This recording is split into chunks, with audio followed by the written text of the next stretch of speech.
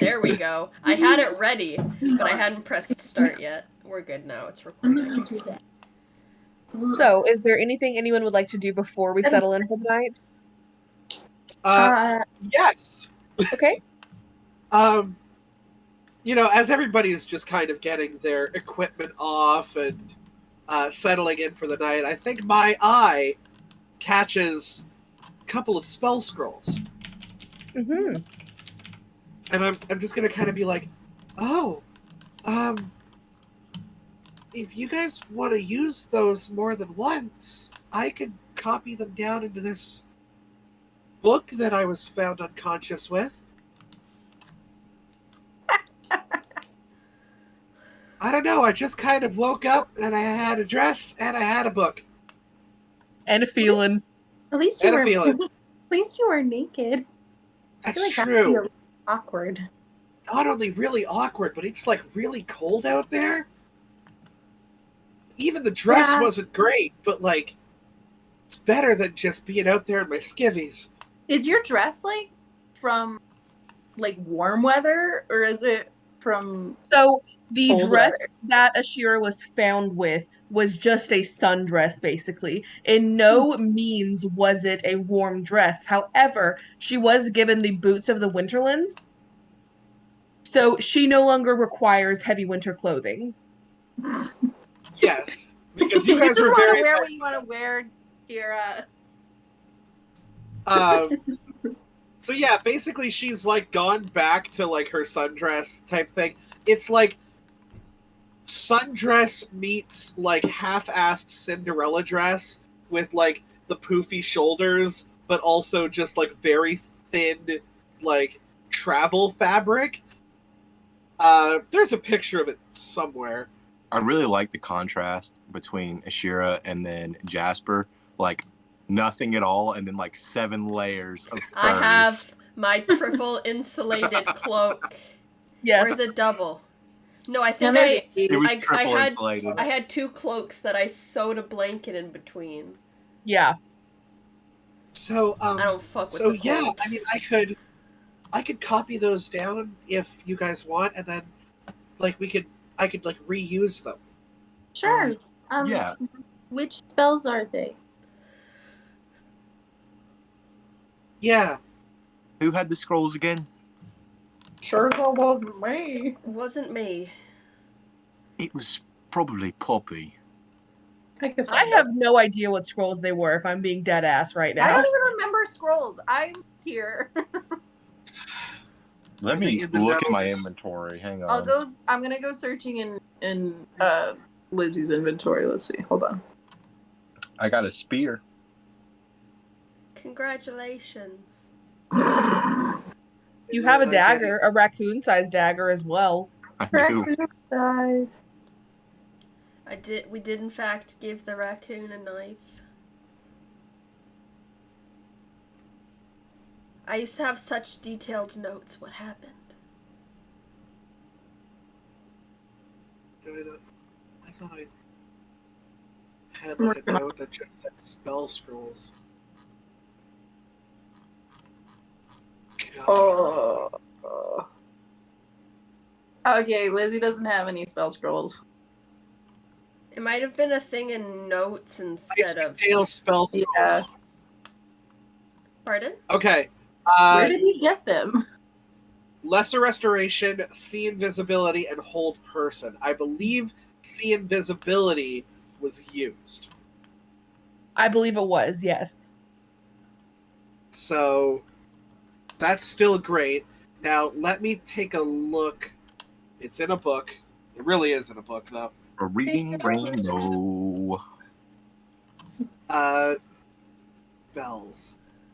Because the only thing I want to just check, and I know wizards have, like, the best spell list in the game, but they do need to be in my spell list for me to use. So, lesser is... I have a what's it called? Let me see if I can find it. Hold on. Oh, what's it called? That helped no one. Lesser is the second level, so... Lesser I actually can't copy. What were the 3 lesser? Restoration, Sea of Visibility, which we don't have to worry about, and Old person. Old person. Also, yeah, you're good. That one's good. Who had the spell book that we found on that corpse?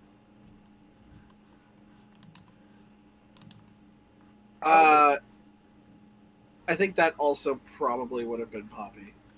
Probably. We give all the important things to Mom. We give literally everything to Poppy. That spell book I do have in the book, though. That was not just something I pulled out of my ass, so I can find the spells off of it. Was you it pulling the on spell that, book? Was it on that list that was in important info? Alter self, cloud of daggers, comprehend languages, detect magic, expeditious retreat, scorching ray, shield, suggestion, Tensor's floating disc. Sweet, what a list. Go ahead and post that list in the chat. It is. It's under in Caitlin's condo. It's in important info. Oh. Yes, that was the spell book that you found when you guys were on the mountain, that the wizard had died with.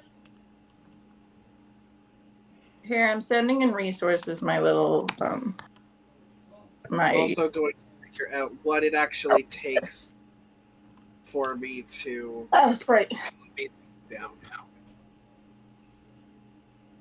Because I want to be involved. You must practice a spell. For each level of the spell, the process takes 2 hours and costs 50 gold pieces. So,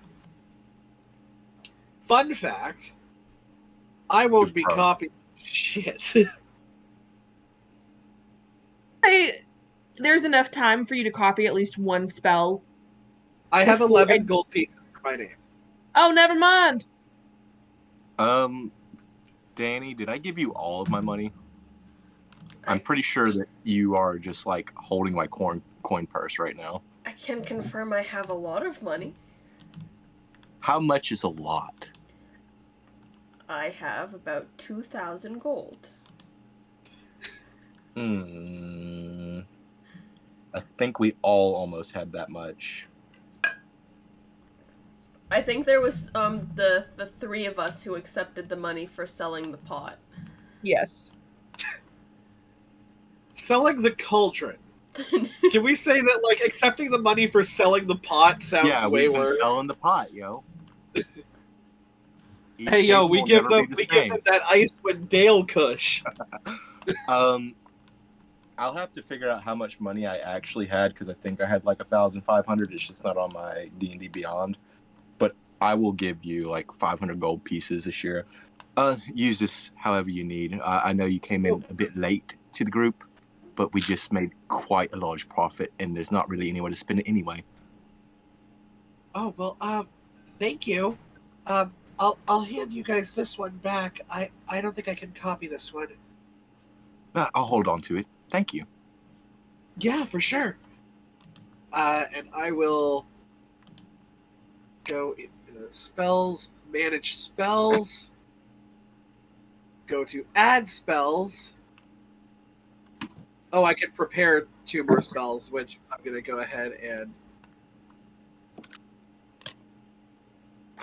Where? Now I found it in my notes. It was August 25th of last year we got those spell scrolls.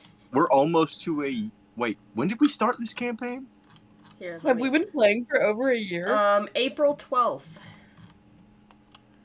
was the first session. Yo, it's been insane. Long time. It's been... We're still in happy chapter late 1, anniversary, everyone. Huh? Happy late anniversary. Oh, yeah, but yeah. What did we say? Wait, we had it in important dates. We should put this also in important dates. Get rid of suggestion and shield. I have those already. Because our anniversary date is the 1st. We have Icewind Dale started. 4/12/2. And we're still in chapter 1, y'all. How many chapters are there? 7. Ah! Oh, sweet baby Lanta. Okay, I'm gonna look up each of these spells and figure out what their level is and what their cost and time would be, and I will get back to you on that. Okay. While Shira is busying herself with her spell book, is there anything anyone else wants to do before bed? I'm gonna write some journal entries. Okay. I'm gonna walk outside for a little bit and just kind of like get used to shifting into different shapes. For like, in particular, mounts like giant elk, giant boar, things like that someone could be on my back and fight at the same time. Can I come hang out with you while you do that? Can I write notes? Can I write in my journal while you're doing that? Yes. Jasper's gonna vibe on the roof, keeping an eye on her brother. Okay. Okay, wait. You got the nose. The nose is a little weird on that horse. Hold on. You just got this is like a little bit off. And you're just gonna see the nose shift through like a dozen different animal noses. Like, I just can't get my nose right. Yeah, it's like an elk, but then it gets like a hog's nose, and then it's like a dog's nose, and a raccoon, and a couple different things. Eventually, I do get it though. That's the one. And I'm just gonna like rear back and stomp my feet on the ground and kick up some snow. You hear clapping from a distance. High five. I'm just gonna press my warm ass nose into your palm. Just pets. I will say that Poppy is probably in the room with Ashira, just kind of quietly sewing a patch by the fireplace.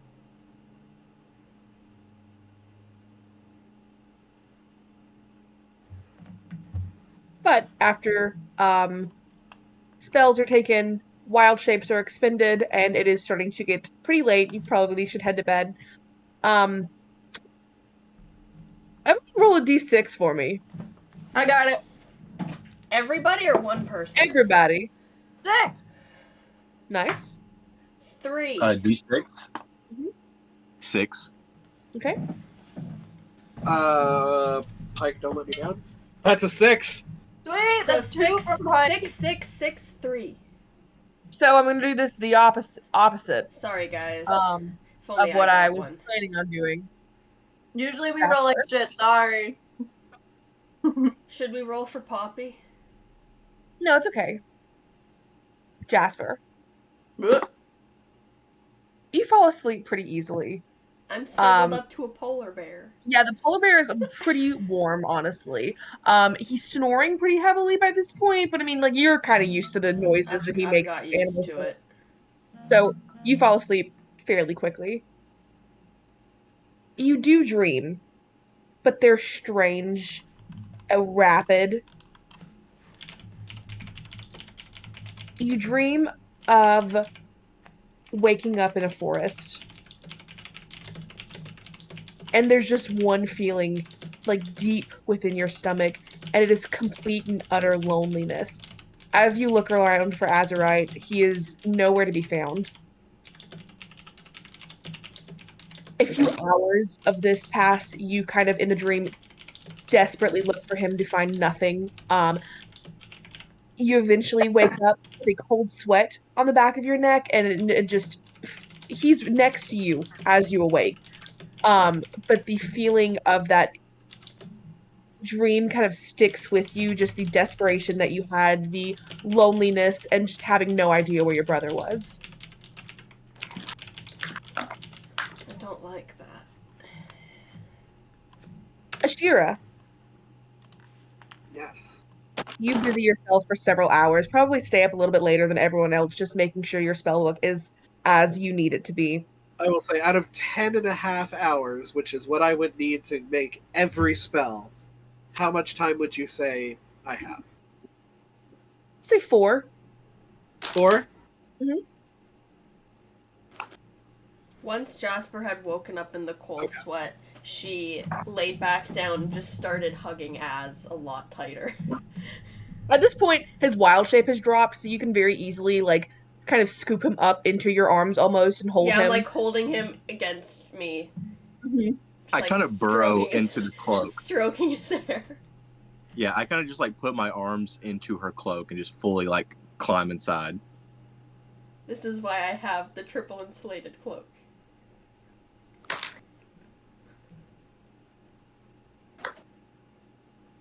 And Ashira, you are an elf, correct? Or at least half elf?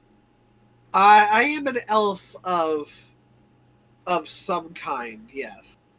Do you require sleep or do you trance? Good question. Trance, yeah. I do have the ability to trance. Okay. Which would you say that you did this night? If I could use those extra 4 hours for spell copying, then I would probably trance. Okay. Most of the time when you trance, there's a very peacefulness to speaking with your ancestors, reliving parts of your past lives. There is none of that. You almost seem to be cut off from your past lives. There is a screaming that you can hear in your trance, like one of your past lives desperately trying to break through this wall, but you can't quite understand the words that they are saying. It's just darkness, like an empty void around you. Even like the ground that you find yourself walking on, trying to figure out where this voice is coming from. You don't see where you're stepping and are kind of just blindly hoping there's going to be ground with every step. Eventually, you do hear a single word before it wakes you, and that word is poppy. The same word that you heard when you originally woke up unconscious in the woods outside of East Haven.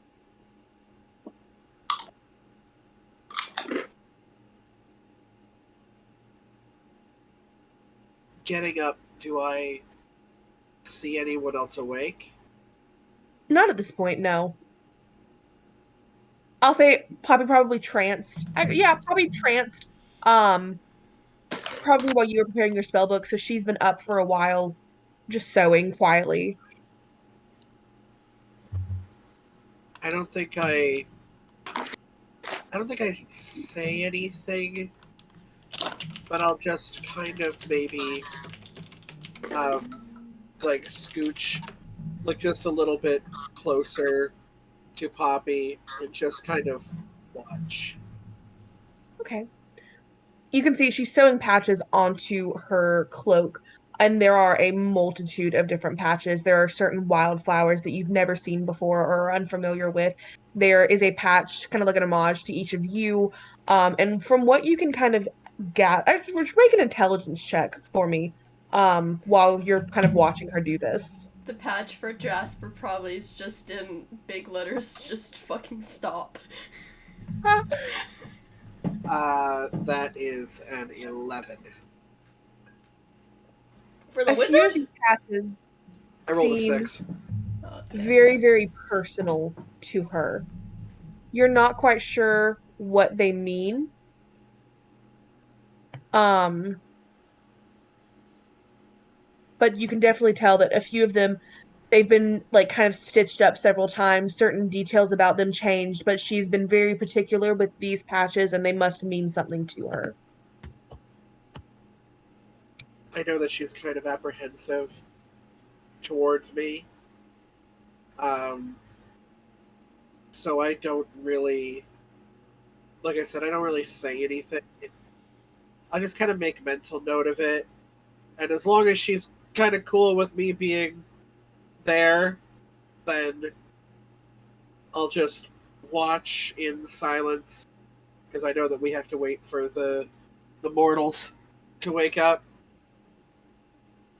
And I think that I just kind of conjure my little songbird to make some kind of ambient noise in the back.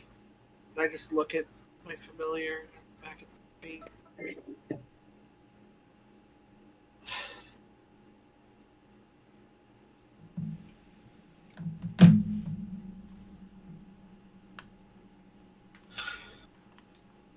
While she doesn't mind you sitting and watching, kind of like absent-mindedly, she does move the cloak to kind of cover the barren parts of your legs, like not thinking. it's just almost motherly instinct to keep you warm.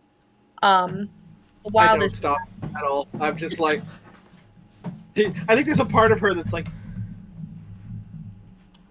like not even a noise comes out. She's just like, she's being nice. Just nice. I know. I literally just told Josh to order us a pizza because I was like, I'm so hungry. Like that looks so good. And the burger looks so fucking good. Yes. Look, man, what can I say? I know how to cook. But while the two of you are up earlier than anyone else, Andy, do you dream? Nope. I didn't think so. Mm-mm. What do you do when you sleep? Do you sleep? I was actually just looking it up. I do sleep. But it says severed from dreams. You're immune to magical effects and effects that require you to dream like the dream spell, but not to spells and effects that put you to sleep like the sleep spell. So I can sleep. But you just don't dream. You can sleep, you can't dream, and you can't be forced to sleep. No, I can. Oh, you can. But they can't be forced to dream. Right. Because so I think the gist of it, I don't no have dreams. Nada. Okay. Well, you sleep very fine, restful. It's a great night for you, honestly. Moving on. Just chilling. Sorry. Just vibing. Azurite. Don't fuck with my brother. Azurite. Hey, get back in the closet. Sorry.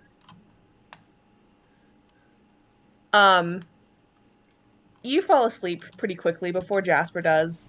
The polar bear form kind of keeps you warm. Oh shit. Alright, I'll get back to that in a second.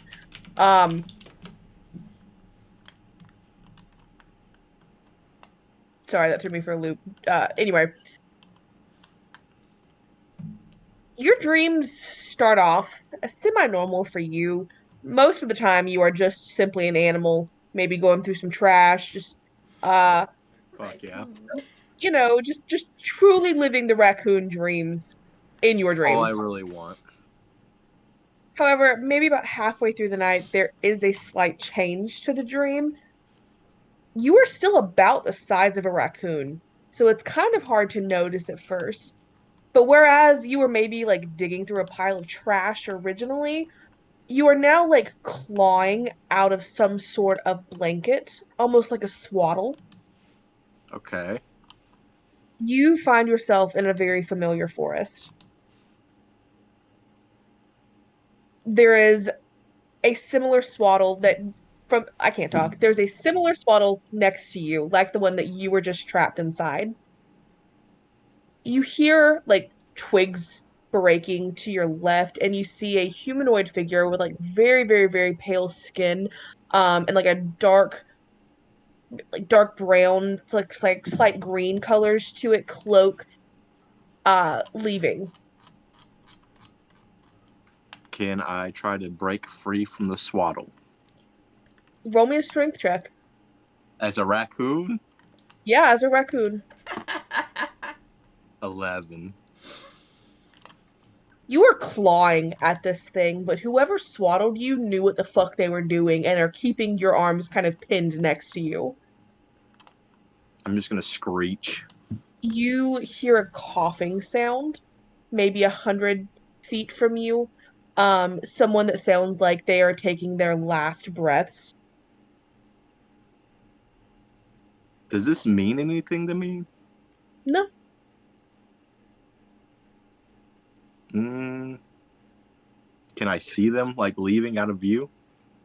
Yeah, you can. I'm just gonna do my little raccoon cries. The figure does not turn to look. Also, the coughing is not coming from the person walking away. Can I tell where the coughing is coming from?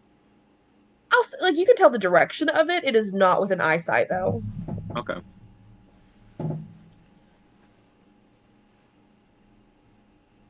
I'm just gonna keep fighting against the swaddle. Okay, make another strength check. That's a 1. You stay swaddled. This is the worst. Man, that person really knew what they were doing. It is a nightmare, okay? That's fair. By this point, the figure that was leaving has retreated from your point of view. However, the coughing that had originally started now sounds like just dying gasp of air. Make another strength check for me. Is it Az? Is it his alive body? You stay swaddled. I'm going to give you one more chance. Make one more strength check for me. Am I the swaddle? I'm holding his body? 16. Okay. So, finally, you can get a claw loose and begin ripping from the inside out of this swaddle. You kind of instinctively roll out of it and begin to chase after the figure that you had just seen walking away. Oh yeah, I'm hightailing it. Okay. What you see is a strange sight. The figure that was originally walking away from you is now bent over a woman. Brown marble-like skin, resembles Azurite or Jasper. But as you get closer, there's something different. The hair is lighter. The birthmark isn't quite where Jasper's would be, but there is still a red crescent moon on the cheek of this woman. She is the one that is coughing. You can see her kind of like fighting to get to her teeth or to her feet, and you hear her say, "Don't touch them," before the man pulls out a dagger. Can I jump on this man? As you go to jump on them, they kind of dissipate into smoke, and you wake wrapped by your sister.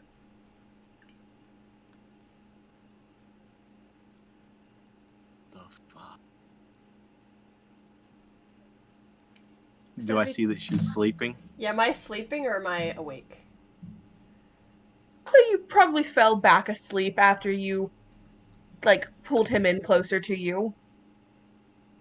I'm just gonna kind of like brush the mountain of hair off of her face and look on her cheek and see if there is, like, the birthmark has moved or if anything's changed. No, it's in the same spot as it always has been. What does it look like again? I thought y'all had decided on like a red crescent moon. Yeah, it was like I forgot. It was a very dark crescent moon. Okay, and it's on my cheek. No, yours I think was like on your back somewhere, but I think mine was hidden. This person had it on their cheek. Okay. So after I realized that whoever this was not Jasper my dream, I'm just gonna like hold on to her tightly and probably like silently sob until I fall back asleep. Roll me an intelligence check. 18. Jasper was in the dream with you. There was another figure swaddled next to you. You just never looked at it. Yo, was this my fucking mom? I think it was our mom.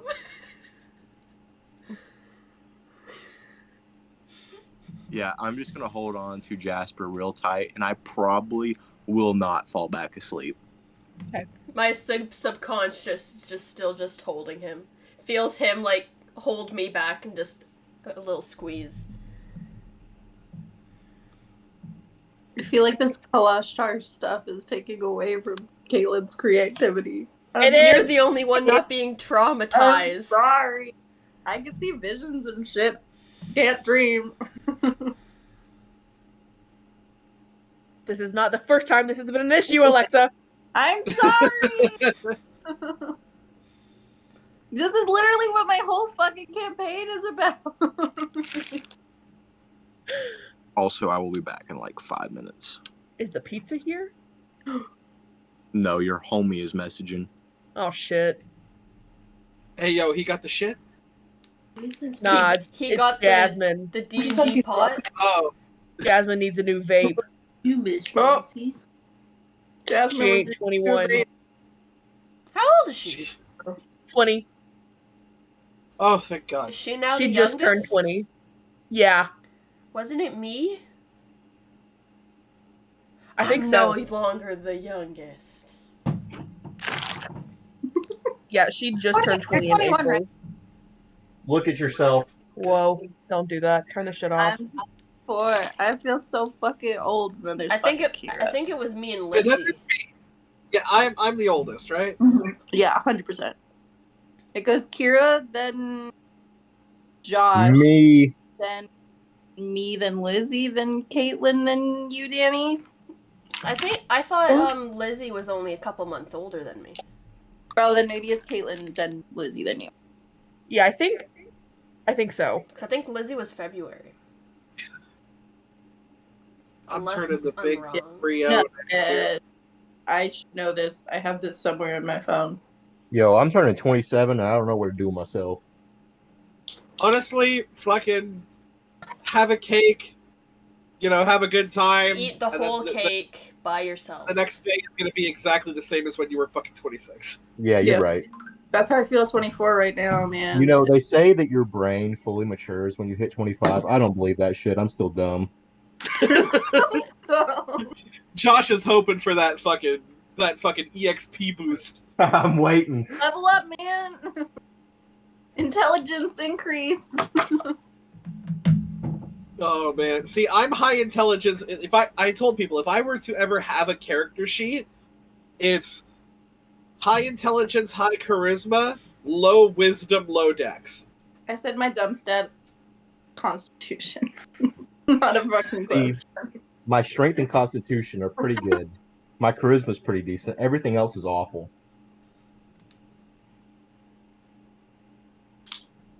I think charisma and wisdom would probably be my highest. My constitution, without a doubt. Within this little 5-minute break, my grandpa just got home from work. I'm gonna 5-minute break. Yeah. My dad has told me my entire life that his family are cockroaches, so only a nuclear blast could take them out. But also, I will say that, like, I gotta turn myself off on this phone because I don't like the feedback I'm getting right now. His father is probably like the strangest man to me because he's a cryptid. He's a cryptid, but he's so fucking charismatic and it freaks me the fuck out because like he's not easy to look at, okay, if I'm being honest. He's not an attractive man.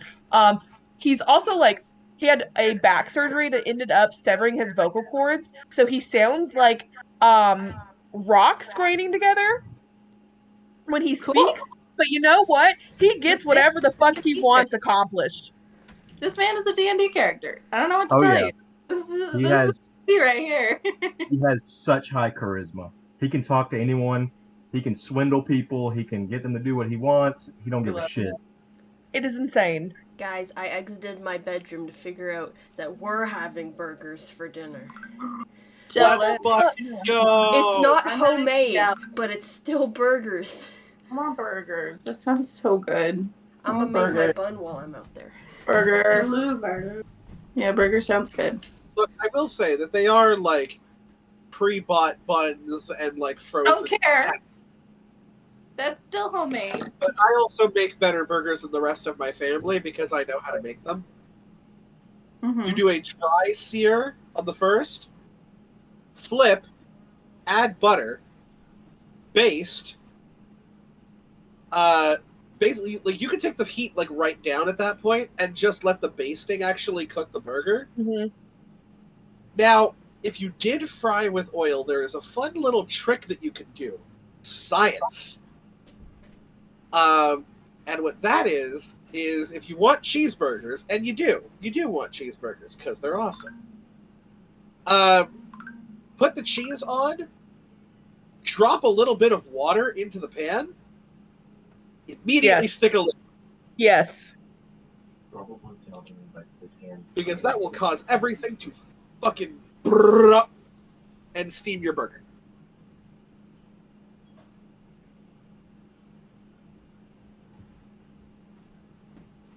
Oh. I keep getting too far away. I had to bring this back. I'm going to utilize this break and run to the potty really quickly. I'm disappearing for a minute. Here I am. Just here. Living my best life.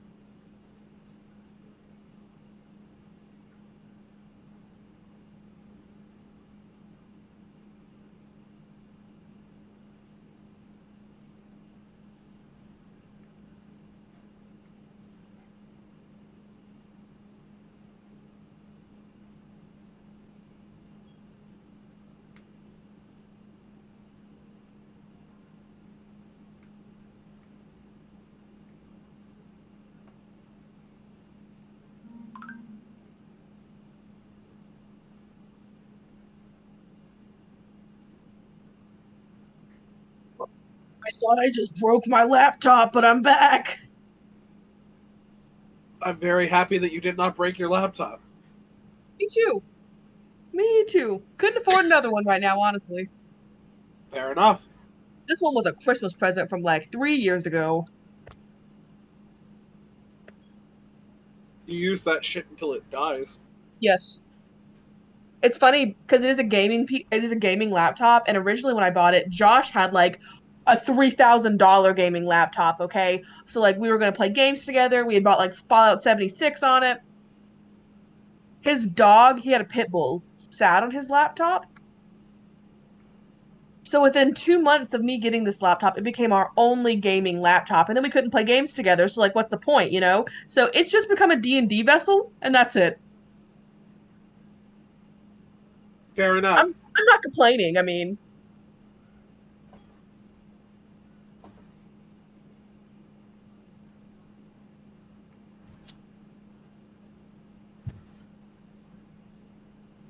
So apparently, so far, just like rely on Pike and not so much on Scanlan. yeah. Honestly, it's a good lesson to learn. It's a good way to go about the world. Yeah. Also, since it's just us here, I'm going to tell you my new character idea. So, my friend's running a campaign. It's completely homebrew. We really have no idea what's going to be going on in it, so like at all. So I have no idea what to expect. But, um, my character idea is a kobold draconic sorcerer that swears he is a dragon. I love that. And I'm very excited. Was kobold that swears he's a dragon, and I love that. That is my next character. For which campaign? My friend is doing a homebrew campaign. And I have no idea about the world or the world setting or anything, so that's just what I'm showing up with is my kobold who thinks he's a dragon. Good. Horde friends. I realized, by the way, that I had prepared my spells for the day before realizing that I was copying down like 7 more. It's a new day anyways. Yes, which, by the way, we'll just assume that when I wake up, I spend a half an hour copying the last spell. I had to... Because one of them is a spell, which costs me half time and half money. I had to fight myself not to prepare 2 hamburger buns. Because I'm like, no. See if one fills you first. But my stomach, which is hungry currently, is like, no. That's not nearly enough. You go the best of both worlds, 1 hamburger bun, 2 patties. Make it a double. See, I have done that in the past. I hate meat. Like, if I'm being so honest. I eat a burger for the bun and the toppings on it, but not for the actual burger itself. You know, you called my dad a cryptid. I think you might be the cryptid. I never claimed otherwise. I would go pescatarian right now if I could afford it. Caitlin, you're making this difficult for me. See, I am a good cook, but I mostly cook meat. I like chicken.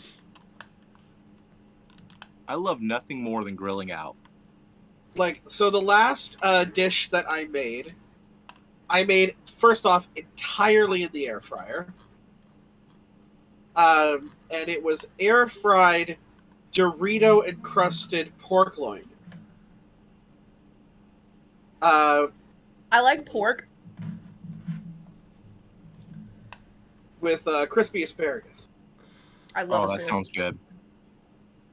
It is specifically red meat that it just makes me sick to my stomach when I eat it, so I just try to avoid it. See, for me, chicken, I need to do something with it. If you just give me a rotisserie chicken, or just like a chicken leg, I'll be like, what the fuck do I do with this? I don't just eat it. This is the most boring thing on planet Earth. You see, I say that same thing, and then the times where my sister tries to, like, incorporate a meat into something, my grandpa's like, the fuck you doing? And we're like, sorry, we can't just always have a plain-ass chicken breast. We want to put this in with some noodles and cheese. And he's like, no. See, I'm a very, like, elaborate person when I cook. Like, when I cook, I go all the fuck out. Like, nothing is simple. We're cooking anyways. Might yes. Go all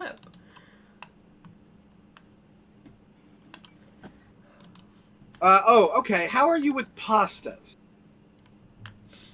It depends on the noodle. I feel that. Okay, let's start off with the most basic, spaghetti. I like spaghetti. I love spaghetti. Now, what about lasagna? I like lasagna. I fucking love lasagna. So good. It's really good. Okay. We will have that. Caitlin, in Az's dream, did you say you described the person's cloak, but I feel like you said they were also pale? The person themselves was pale. The cloak was like a mixture of green. A brown and green. But the person was pale. May I ask you something? It was Were they not pale? It was not dritzed. Okay. Sorry to disappoint both of you. No. Well, that person was killing our mom. So, I hope it wasn't. My thing is, Ravison has been described as pale. She has been described as pale. I will fuck this bitch up. However, Caitlin had just said that he pulls out a knife. Oh, who's been described as pale? The big bad. Ravison. I would say the big bad is probably the goddess. Right. Our current big bad. Yeah. However, maybe even chapter 1 big bad. Might not even be chapter 1 big bad. Chapter 1 bitch. However, you just said in a dream he bishop. Sorry, I didn't realize how munchy and crunchy these were. Munching and a crunching. You're worried about that while I was just horfing down 2 burgers on cam? These are everyone pay attention to. I don't care. I was like paying attention to burger. Like I was over here turning this fucking D&D session into a fucking mukbang. But a mukbang? It was like binge eating. You've heard of a mukbang. You've definitely heard of a mukbang. No. It's just videos of just like people eating. Oh, also known as an eating show. Yeah. Yes. They used to eat a feast, like way too much food. God, Danny, I love you. You are the greatest. People watch people eating food? Yeah. Why? For some people, it's a fetish. For other people, like the person's either entertaining or like the food they're eating looks good. They just talk and shit. Like it's not just them eating. Like You can have coconut. some people There like are just straight up, like sometimes it's ASMR. Yeah. Okay. Sometimes it is just straight up people eating. There is a like a sense of, okay, this is gonna sound really bad, so I apologize if anybody's here is into mukbangs, but and we're recording it. Yeah, I'm sorry, but like I know you didn't want to get called out today, but like you're really gonna. A lot of the times it's like people who don't have any friends. Well, that, and I know for a while people were starting to do videos where it was like people struggling to recover from eating disorders, and it was just like, you don't have to be alone, I'll eat with you, people making videos that way to try and help others through a dark time. Yeah. I have heard of those ones. Mm-hmm. Now I want pizza. Like, I definitely watch eating videos. They're not just eating videos. But, like, I watch a show called Worth It, which is basically them looking at 3 of the same food at 3 different price points in their area and seeing which one is more worth it. Or Sorted Food, which is basically just a chef and 2 normal dudes making awesome food. And through that, I have learned to be a better cook. Full confession right now. Josh and I kind of hit like a spot where we didn't know what to keep watching because like the anime this season just was not doing it for me. So we've been watching Chopped. Oh fuck yeah! Honestly, I've had so much fun. That's I love. I think they're great.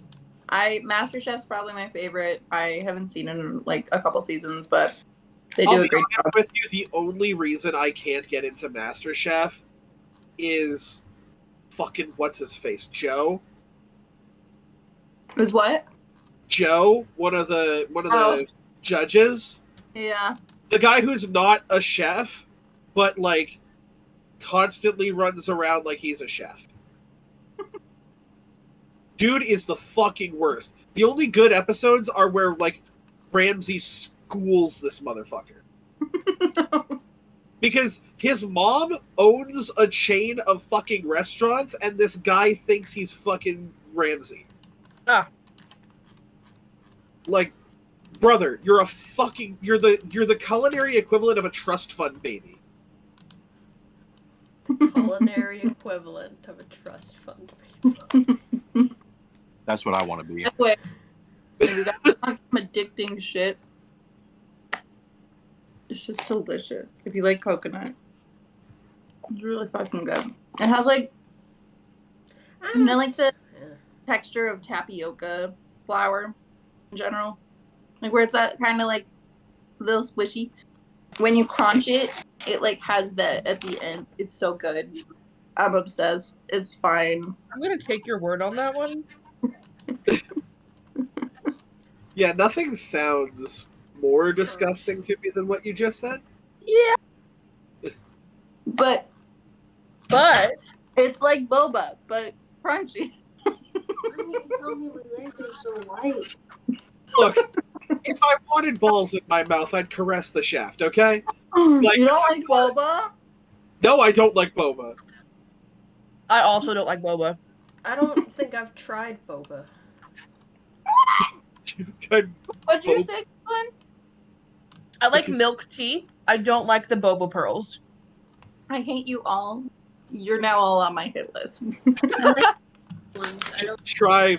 Yeah, fuck you all. Fuck Should try boba decent nuts. It's a proper flavor. The ones that are chewy. But you all wake up having those individual experiences, and the day is yours. Does everybody look visibly shaken? I look fine. Yeah. Fuck all happened to you. With cast. Bless. I cast bless. I don't believe that I've left the room yet. Yeah, I don't think we've left the room. I've been with my brother. Can I talk to the bartender? Yeah, it's like a super, super young girl. Yeah. She kind of seems like borderline distracted, but yeah. Perfect. I'm just in her head. Hi. Hi. Yeah, can I help you? Oh, I could some hot chocolate, please. So you're actually going to probably want to go onto the tavern. The only thing that we have here is stew, and it's not really the best breakfast food. Oh, well, that's okay. I appreciate it. What's your name? It's Corin. Yeah, real quick. Corin? Yeah. Corin. Did we already meet a Corin? I don't think so. Okay, never mind. We might not have. Either that, or we've played 7 different campaigns together. Oh yeah, and we may have met a Corin. Other name. I also want you to know that my other group called me out for every NPC being named Jeff, so like don't expect me to be original with names, okay? Are the Jeffs all spelled differently? Yes. The hardest part. DM. Seriously. Well, thank you so much. I'll hit the tavern then. Thank you. Yeah, no problem. And you hear like a coughing from the room next to her, and she immediately was like excuses herself and goes to deal with that. Okay. That's suspicious. That's a little suspicious. That's very suspicious given the circumstances. That's weird. Yeah, that's weird. That's suspicious. Can I? Hey, yo, that coughing hella sus though. I'm so fucking paranoid. Do I see the jitteriness from Jasper and fucking Azurite? Azurite. Sorry, I looked on your thing and you still have Arlo on it. Yeah, I just changed mine. Damn it. Y'all suck. We have not left our room yet. Oh, you guys still haven't left. No, I'm seeing how long Az will let me just hold him. I think I'll come down, and I think I'll see Andy down, and I'll go, oh, Andy, so I just kind of like sit at the table with you and like fly my spell book open, and I'm like, okay, so wait, hold that thought, and then I just kind of talk to Caster, who's kind of chilling in my little like my whatever. I'm like, oh, there, and like I sent him over to go look and see if he can suss out. Okay, do a stealth check for Caster. Sure. Oh, pretty good, but I need a stat. Ah! Please hold while I find his stats. 19. Okay, so he pretty easily kind of like hops to the top of the door that she is like still kind of swinging behind her. And what he sees is Corin go over, and there's a bed in this back room. A very, very old man is laid into it. He was the one coughing, and she kind of like wets and wrings out a rag next to him and puts it back on his forehead. Just make sure that he's okay. Cool. I'm just gonna have him hang out there for a little bit, and then as soon as I send him off, I just say, "Okay, what's up?" Okay, so I was able to get quite a few of these actually. I was able to do Alter Self. I was able to do Tensor's Floating Disc. I got that one. I really liked that one, so I spent more time this morning kind of preparing that. Yeah, I think I was able to do all of them, except for these 3 here, because they were already in my book when I woke up. Oh. So, you guys now have a spell book. I say let's not get rid of this, even though we don't need it personally because magic seems very scarce around here, and this could be a good bargaining chip. What could? Like the book, like the spell book that you guys found. Oh, to like offer to someone as like like give as a gift, as a favor, or like in trade. Yeah, that's a good idea. So because now we have, because you have. Okay, I got you. I follow. Yes. How was your sleep? Oh, I slept okay. Did you sleep all right? It was all right. I guess. Like the sleep itself was fine. Insight check.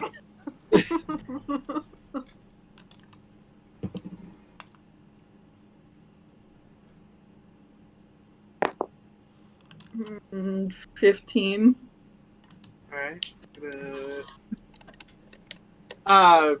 There's something hidden behind the shit. She's choosing her words carefully. The sleep itself was fine, aka there was a bed and a resemblance of warmth. But she was like, nightmares, I guess. I'm sorry, I didn't hear that. Kira, what? Nightmares, I guess. Oh. Which doesn't typically happen with a trance. At least I think it does. That's really weird. I wish I could understand. I've actually never dreamed before.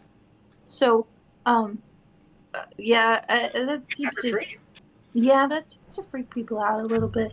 But it's just how I just can't.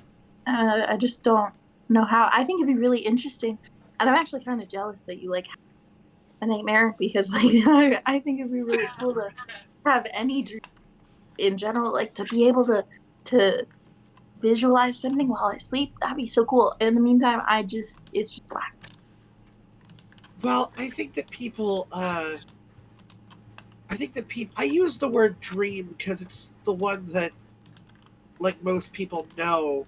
But so the things that me and Poppy do, like we trance. Oh right. So we kind of get visions of past lives, ancestors, and that kind of thing. It's a little jarring at first, but you get used to it. Yeah, I just kind of see some colors and sometimes the stars, but that's really.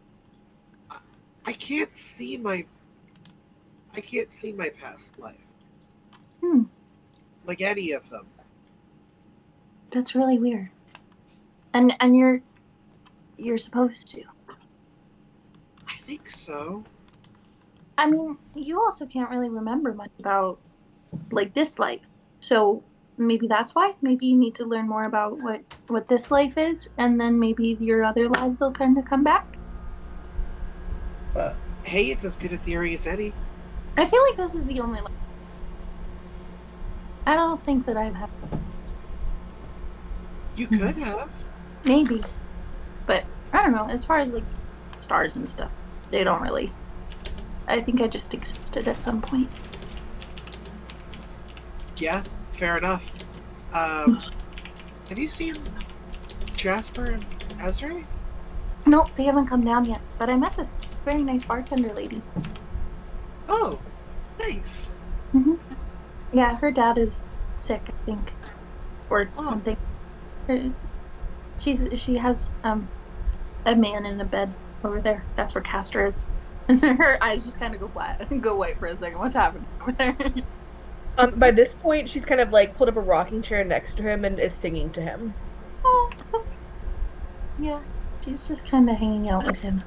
And then I'll send him back. Do you want us to listen in long enough to hear what she's singing? Sure, why not? Okay, so I'm not going to be singing this. But the words are, ahead of winter's wind she came, the lovely woman with no name, draped in a fur-lined cloak of red, to the icy lake she fled. The winter wind pursued her all the same, as sure as night she's dead. What an ending. Not where I thought that song was going. Yeah, I thought it was. I was like, ooh, pretty lady in the winter. What an ending. And they were like, nah, bitch is dead. Can you repeat that one more time, Caitlin, so I can make some notes?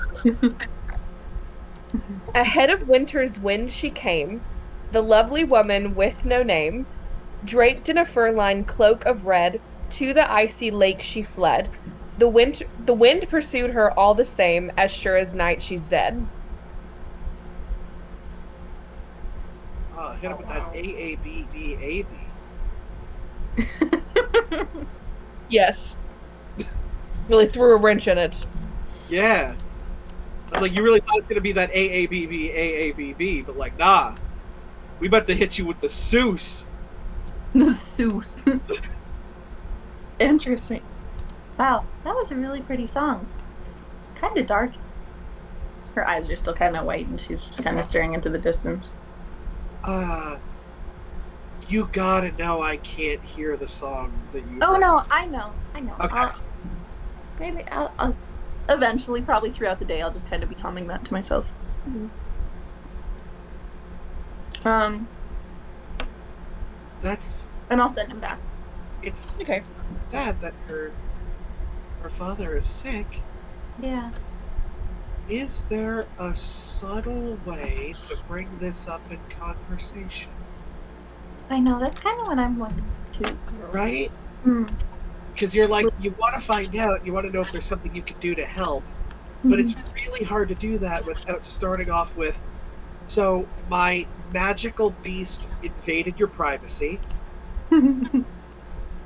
Yeah, he's a magical beast. Well, I assume it's the same thing that's going on with Poppy. Probably. I mean, it seems pretty similar. So, ooh. She's going to continue thinking about this until the girl comes out from behind. He was just chilling. The girl was just chilling. I don't know. I assume she'll come over at some point to take her order. Yeah, so while you are waiting for her to come back out of the back room, Jasper and Azurite, what we doing?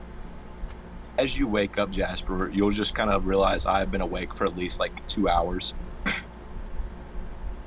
Just kind of staring off into nothingness. How long have you been awake? A few hours. Bad dreams, I guess you could say. You too? We're doing this again, I guess. Yeah, it was me too. I dreamed, suppose I could only say that me and you were both babies swaddled in the snow. And I saw someone I didn't really recognize, cloaked. And I heard a woman coughing in the distance. And I finally broke free, and as I got closer, she looked just like you. Except her birthmark was on her cheek. I think that I saw a mother last night.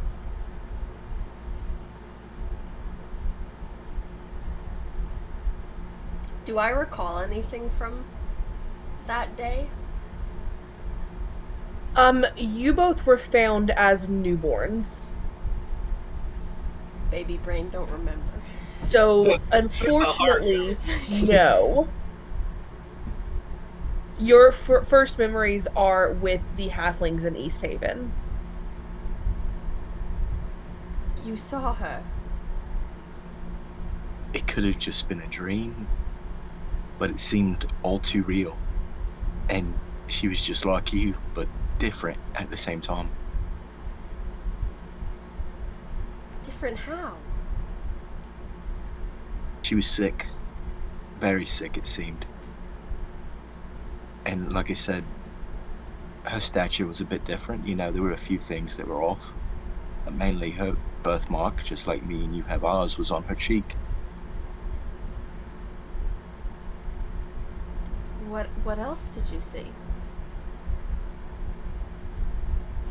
There was a man He's pale-skinned, greenish-brown. It wasn't a lot to tell, but it's so strange. Usually you dream about what you were thinking about before you went to bed, and last night I was just thinking about what we're going to do next. And then I'm hit with something from our past.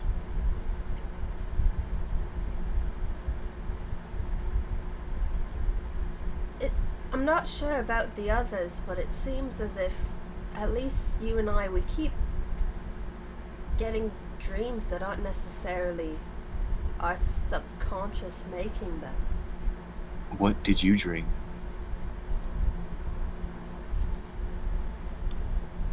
That I woke up in a forest and I was all alone. You weren't there. Terrified, lonely. There was no one else there? No. I also, in the dream, I was in a forest. Not like the ones we've been walking through, a bit different, but familiar. Did the forest in mine seem familiar? It did. Where have I seen it? I was going to say, I have a bit of a question. Roll a history check, and then, what's your question? And here's the thing. Not my dream, so feel free to just straight up not answer. 21. Were they snow-covered forests? Yes. Describe to me the forest. I rolled a 21. This is the forest that you ran through most of your childhood. So essentially like the same forest as in Az's dream. Yes.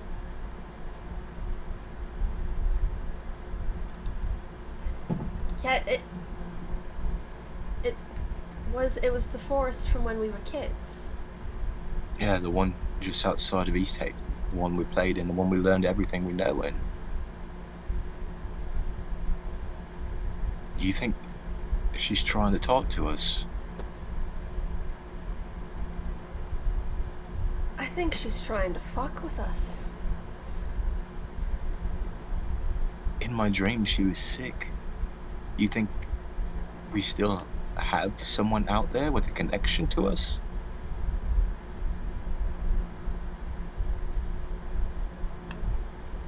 I don't know. In the dream, you said you saw her and you saw a man. Was there anything else? Did they know each other? It seemed like it. It seemed like he was in complete control of her in a way.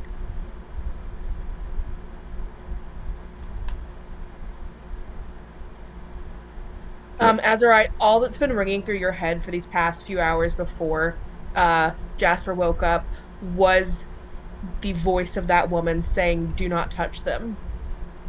It seemed like he said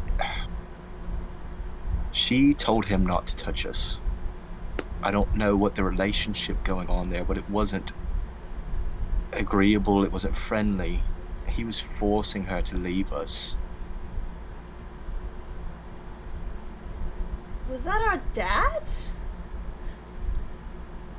Can I make a check to see if I can tell, like, what species this man was? Sure. I will say roll a history check to see if you can remember enough of the dream to call that. 16. You're not sure the exact race. Maybe human, maybe elven. But you both definitely don't resemble anything of what you saw of that man. I don't think so. But she was telling him not to touch her. She sounded almost afraid of him. Was it not her choice to abandon us? Sister, it seemed like she was on death's door.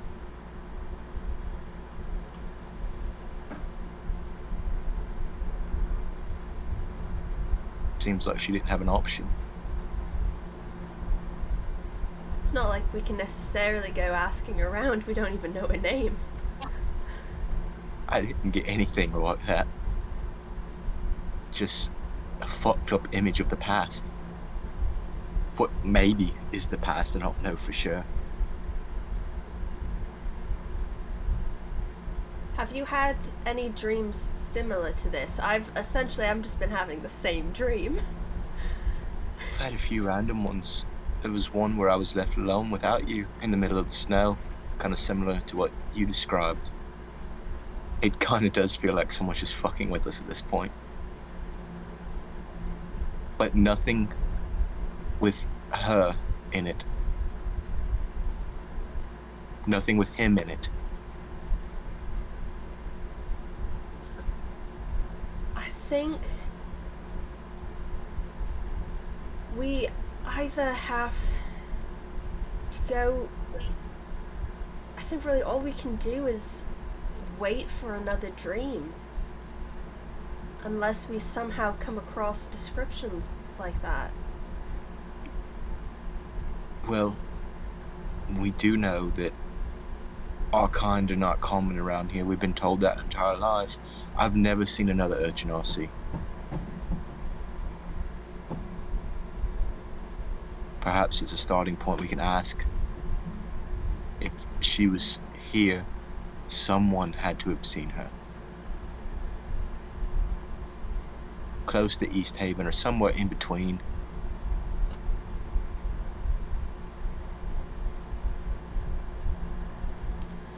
I'd rather not go back to East Haven. No, I don't think we need to go back, but I really don't know what any of this means.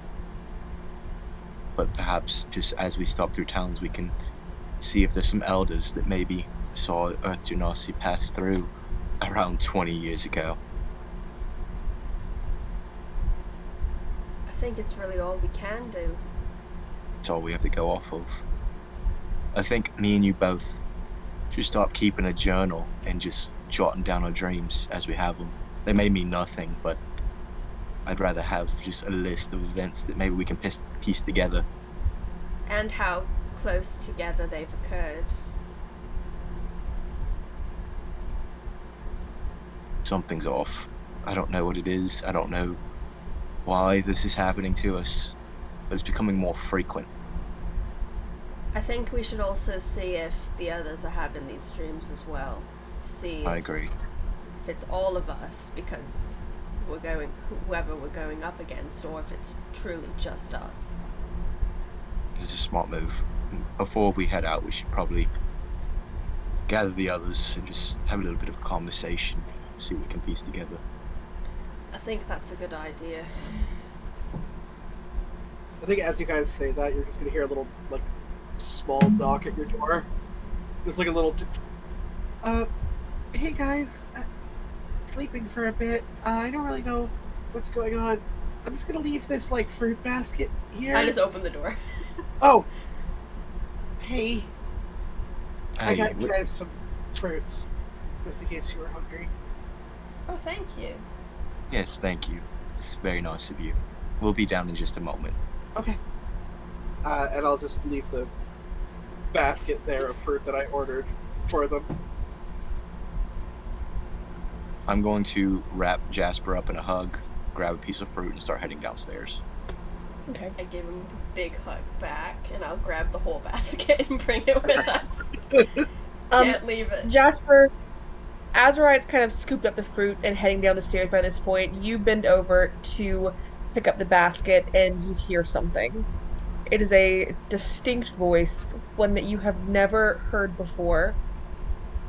Do you want to protect him?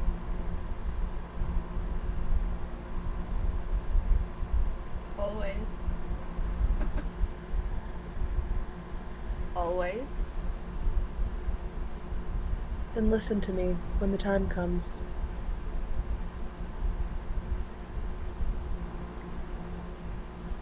I just keep walking. I pass an apple to Mooney because I keep forgetting I have a fox. And then Andy's voice pops into your head. Hey, you coming?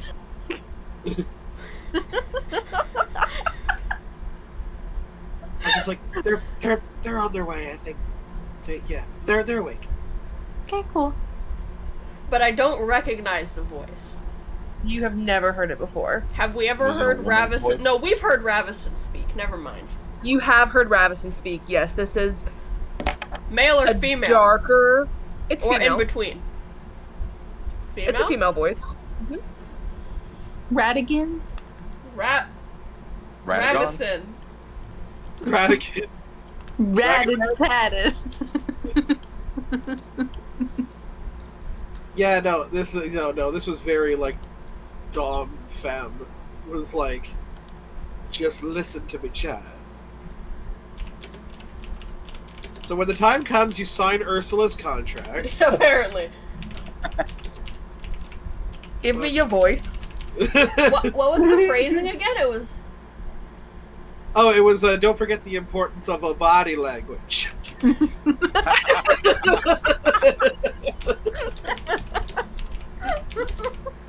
and Caitlin almost died.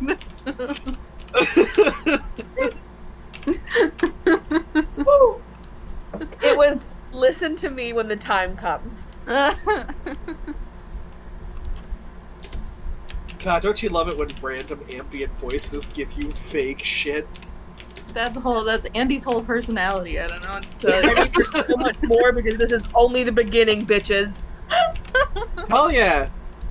I had this one really cool plot moment in my other campaign, and all the other characters shit on it. So I knew that you guys would appreciate it, so I'm bringing it over here.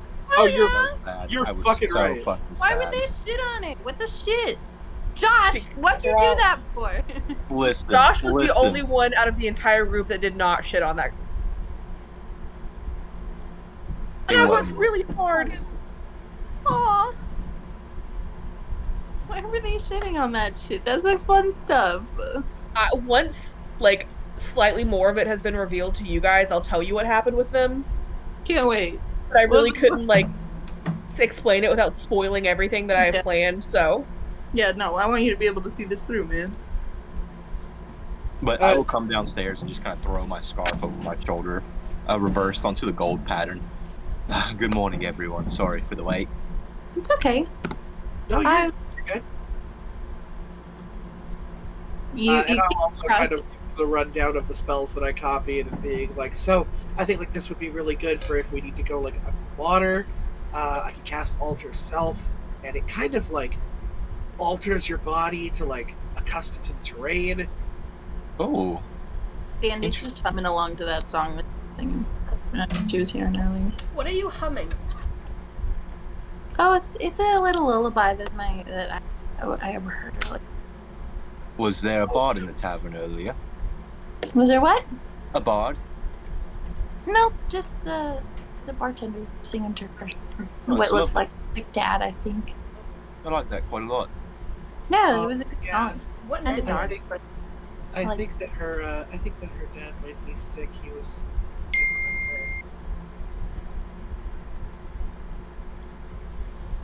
Yeah, it's a good song, and I'll kind of lyrics and stuff. And it's not the best singing I've ever heard, but it exists. It's just there.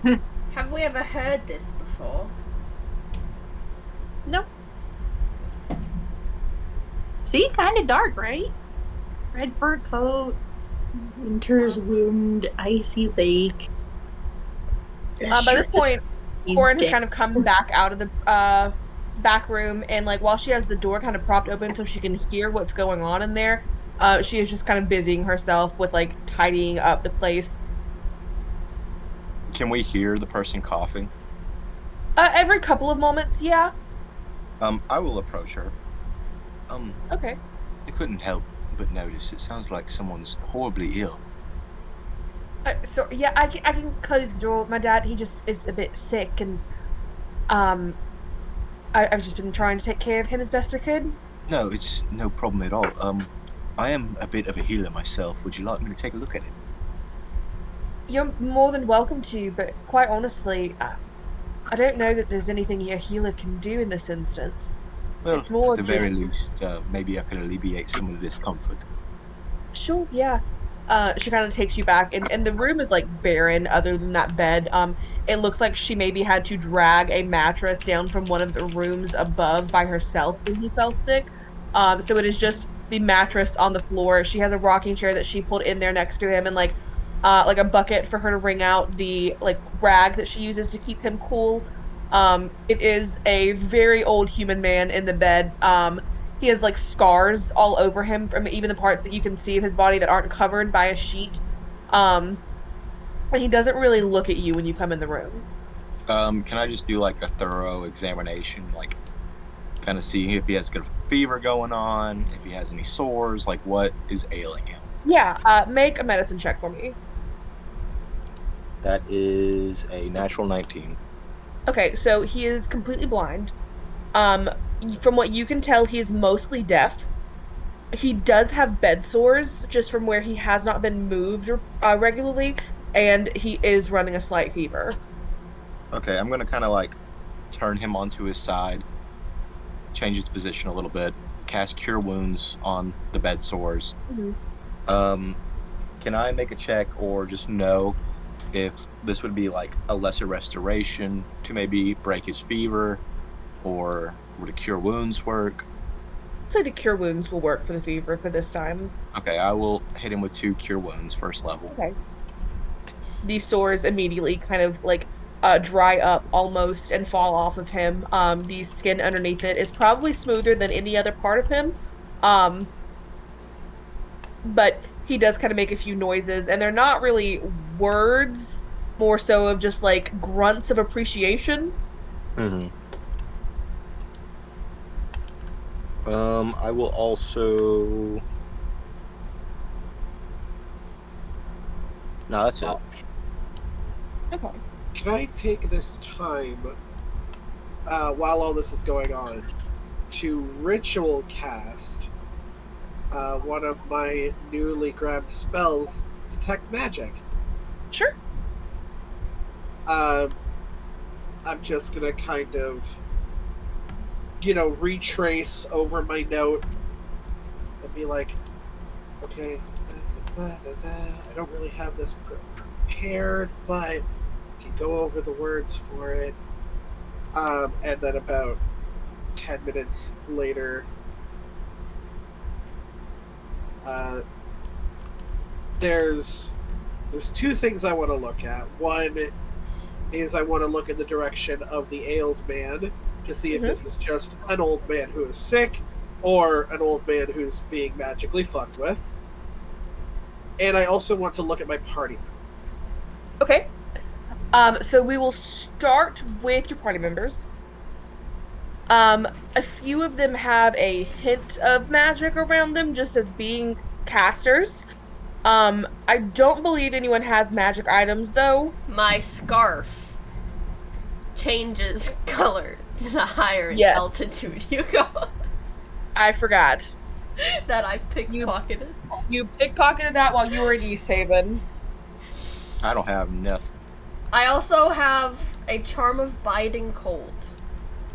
Okay. That's it.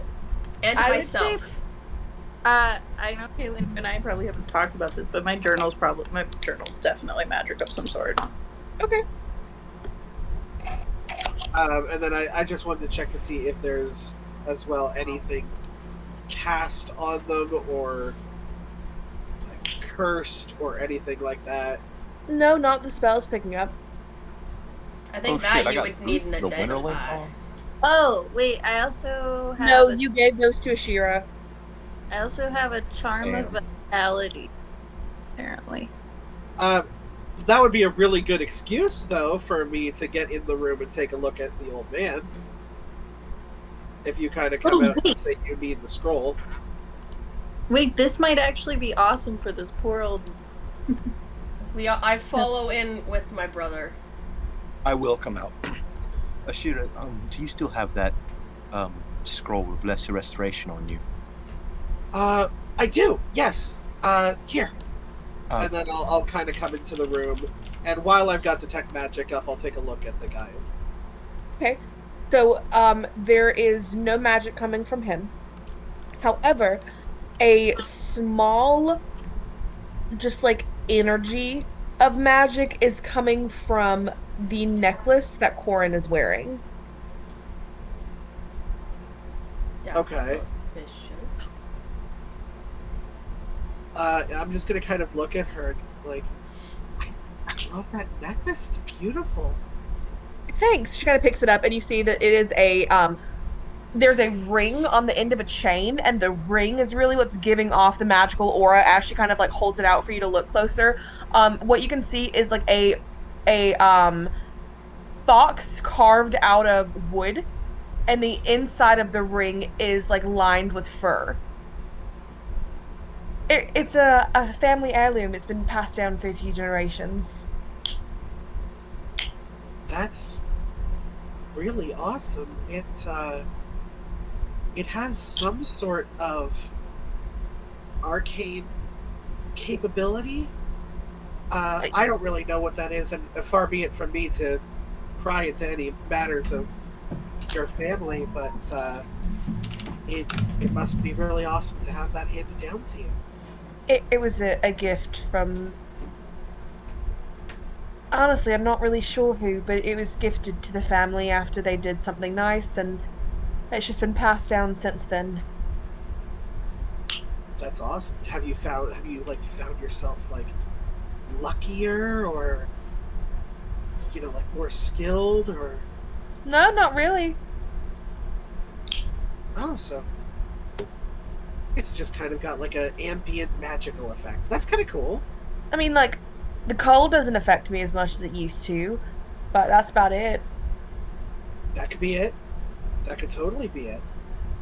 And I'm like, obviously, like, you've had this like forever, right? Like, it's not like, oh, you got this handed down to you, and then your dad was suddenly sick. No, I've had it for like 10 years. Okay. We want to cover all of our bases here, and magic is so scarce. If you don't mind me asking, what's he got? What? What illness does your father have? It's age. He lived a hard life, and it's taken a toll on him.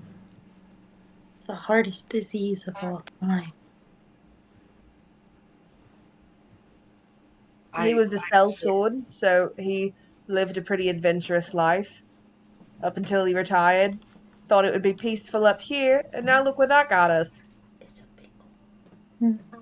Like, you can see there's like almost a hint of resentment, but is still overwhelmed by her love and care for her father. Like, he inadvertently kind of fucked us over, but it's not his fault. Yes. Right. He brought us to this nice, quaint town that now is fucked. Yeah.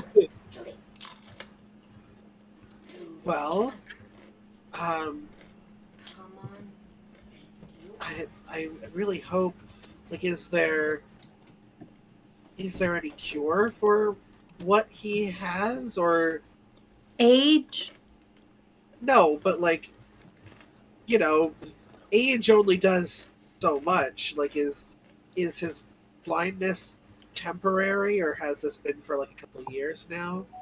It's been for about 2 years his sight's gone. His hearing went last, but he can hear sometimes. You just have to be really loud. Well, I believe he should be comfortable now, at least. There's not much more I can do, but his fever is broken, his sores are mended, and he should be comfortable for a few days. Thank you. He might hear me. Is there anything you want me to tell him?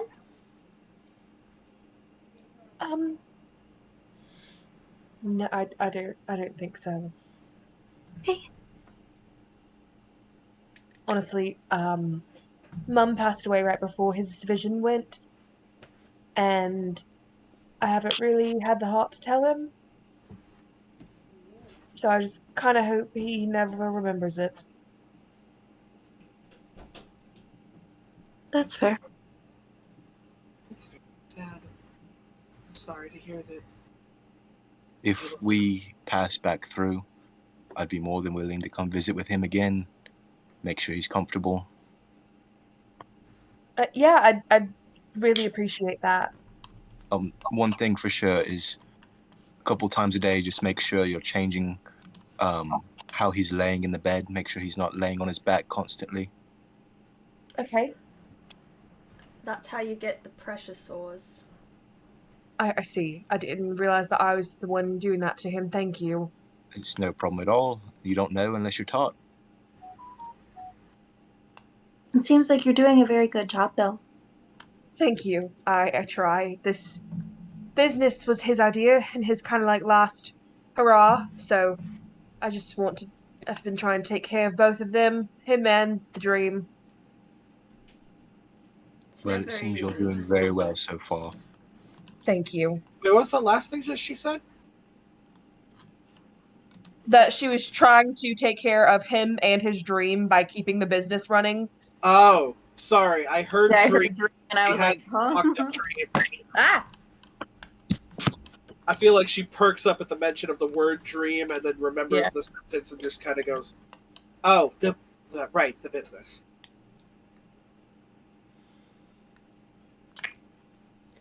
But we should get going. Yes. One question really quickly. Your father has been around here for quite some time, I imagine. Yeah, the last 30 years maybe. So he probably has a decent account, if you could communicate with him, of most people who have passed in and out of town. Oh God, yeah, he remembered faces for forever ago. Like, people could come in after 10 years and he would know their full name, children, that sort of thing. He's good with faces. What they had for breakfast that one day. Yeah. If you wouldn't mind us visiting him again before we leave, just have a question to ask, but I need to confer with my group first. Yeah, sure, that's fine. It shouldn't be anything that would stress him out too much, just we're trying to find out the identity of someone who passed through here long ago. He may remember them, but yeah. Thank you. And as we're kind of going out and going back to our table, kind of go like, what was that about? There's a lot going on. I'm sure everyone has a lot going on right now. I had a dream last night, and I believe I saw the face of my mother, who I've never met to my knowledge. You all in these dreams. It seems like is it how you remember things? No, but it is sometimes how you remember things that you force yourself to forget, or things that no matter how hard you try while you're conscious, you can't remember. Fascinating. See, this is why I said that, like, for me, dream is probably not, like, but it's similar. It's very similar. Dream is probably not right. Sorry, go ahead. Nope. I just didn't hear Kira. Huh? Oh, I said, like, dream is probably not the best word to describe, like, what we go through, me and Poppy, but it's the closest thing that I can get to, like, telling people what's up. Sure. Okay, what were you saying, Caitlin? I was right. Make a wisdom saving throw for me. Oh! Fuck! Oh!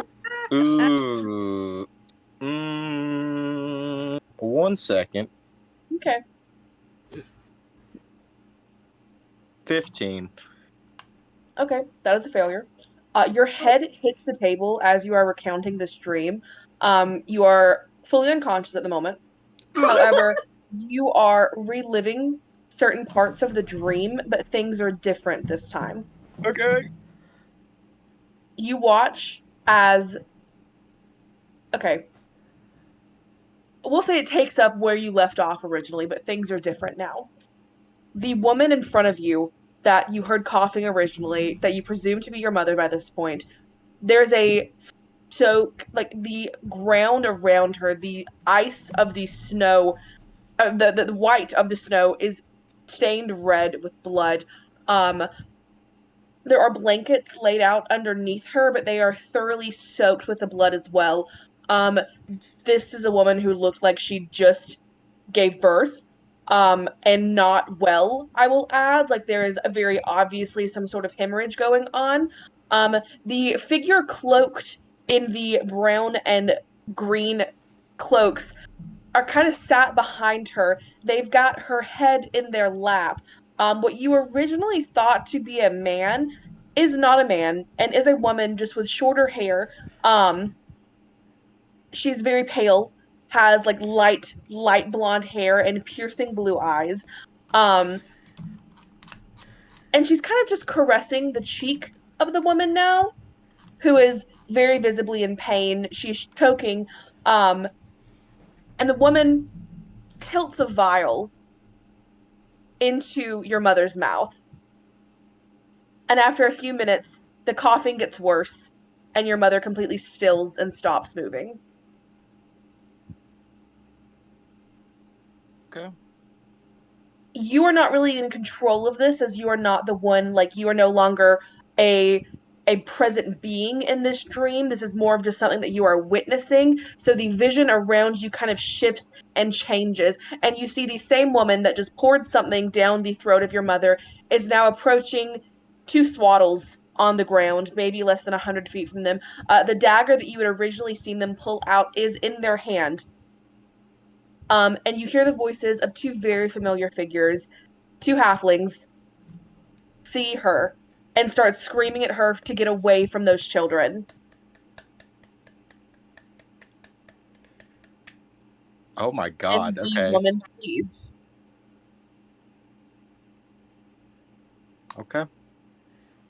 Once Az You goes regain unconscious. It was. Once he goes It's unconscious, about 30 seconds. I'm immediately like on my knees beside him, just like cupping his face, like gently tapping it, trying to wake him up. What is going on? Az? Do I wake up? Yeah, you wake up. Oh. Az, are you okay? Hang on. That's a new one.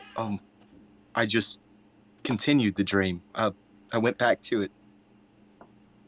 What did you see? She didn't die. She was killed. By who? I don't know. A human woman with blonde hair, blue eyes, cloaked in green and brown. She was going to kill us too, but our parents scared her off. Our halfling parents, not our blood parents, but she killed our mother.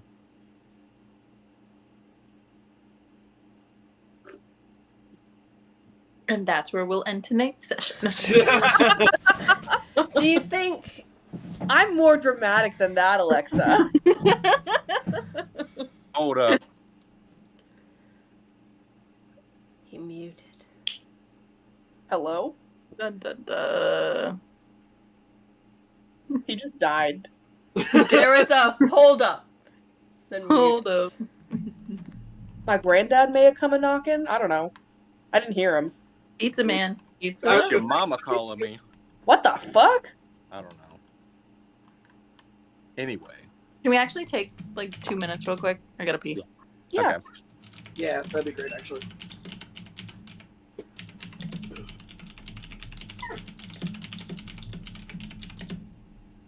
Danny, I asked you if you were ready for this. I didn't know if it was gonna pertain to me. Yeah, it actually only pertained to you. Me and Josh.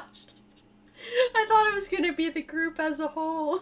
And then nope. Nah. Nope, we get to see our mom being murdered. Right after childbirth. Oof.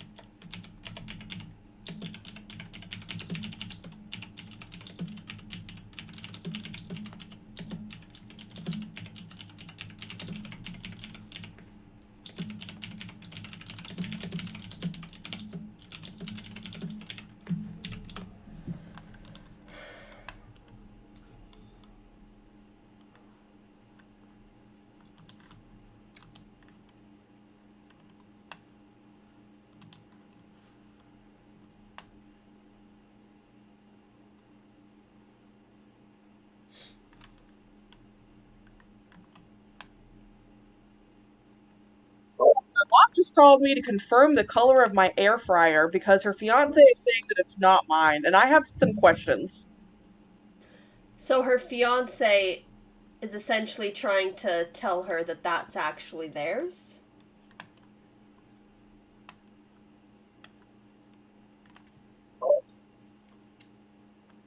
Can you hear me?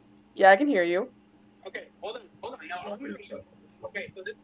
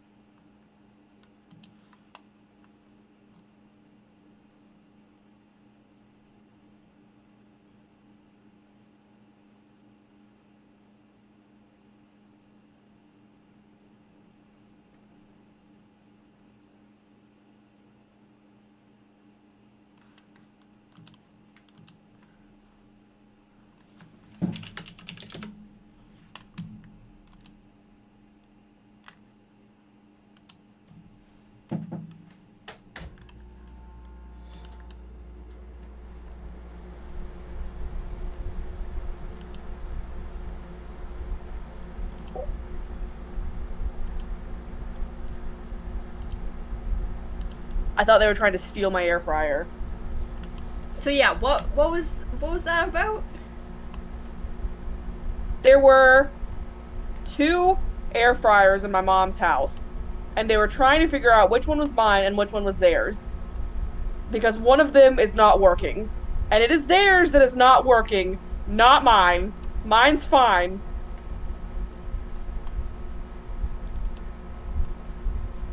I am happy to hear that it wasn't that they were trying to be like, hey, no, that's ours. Me too. But honestly, like, theirs is, like, brand new. Like, someone gave it to them, and they've used the shit out of my other one. So, like, when they opened it up and I saw how used it was, I was like, yeah, never mind, that one's mine. I just got the color of the trim wrong. Oof.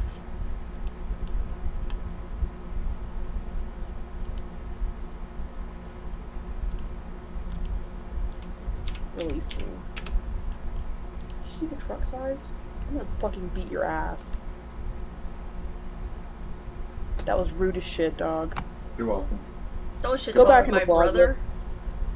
Yeah. Don't shit talk me. I got backup. I just picked glass out of your phone screen. Good. Josh. Yeah. Fix your phone screen. Okay, I will. I got some duct tape right here. Hang on. Okay. Duct tape fixes everything. True. If it's good enough for NASCAR, it's good enough for me. Go back in the closet. Damn it.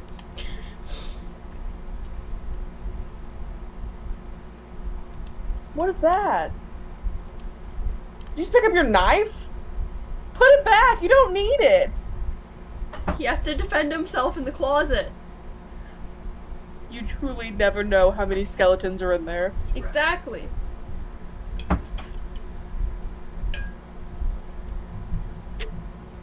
He just opened the door back and said it's raccoon time. Wonderful. Should have never gotten him beer. So you're not dead yet from the drink?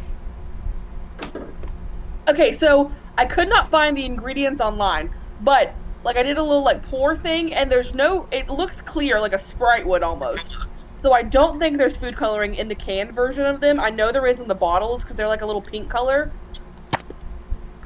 But I don't feel sick at all. Okay. As of yet. As of yet. I can there and change that. Hang on.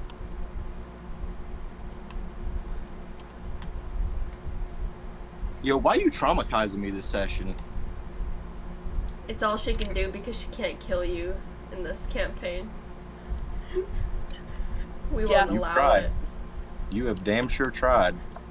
See, really, I had all this trauma planned out for Poppy, and have had things planned out for Poppy for weeks now. And so I was like, fuck it. I had a loose idea what I wanted to do with y'all's parents for like, but it was gonna be like later down the line. And I was Where's like, fuck my it, we'll just do it dad? now. Who's our dad then? I don't know. Why'd you kill my mom? Why'd you kill our mom?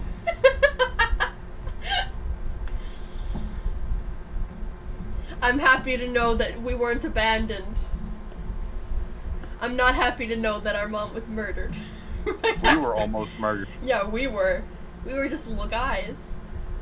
Just little dudes. We were just little pebbles. Literally. Fresh clay.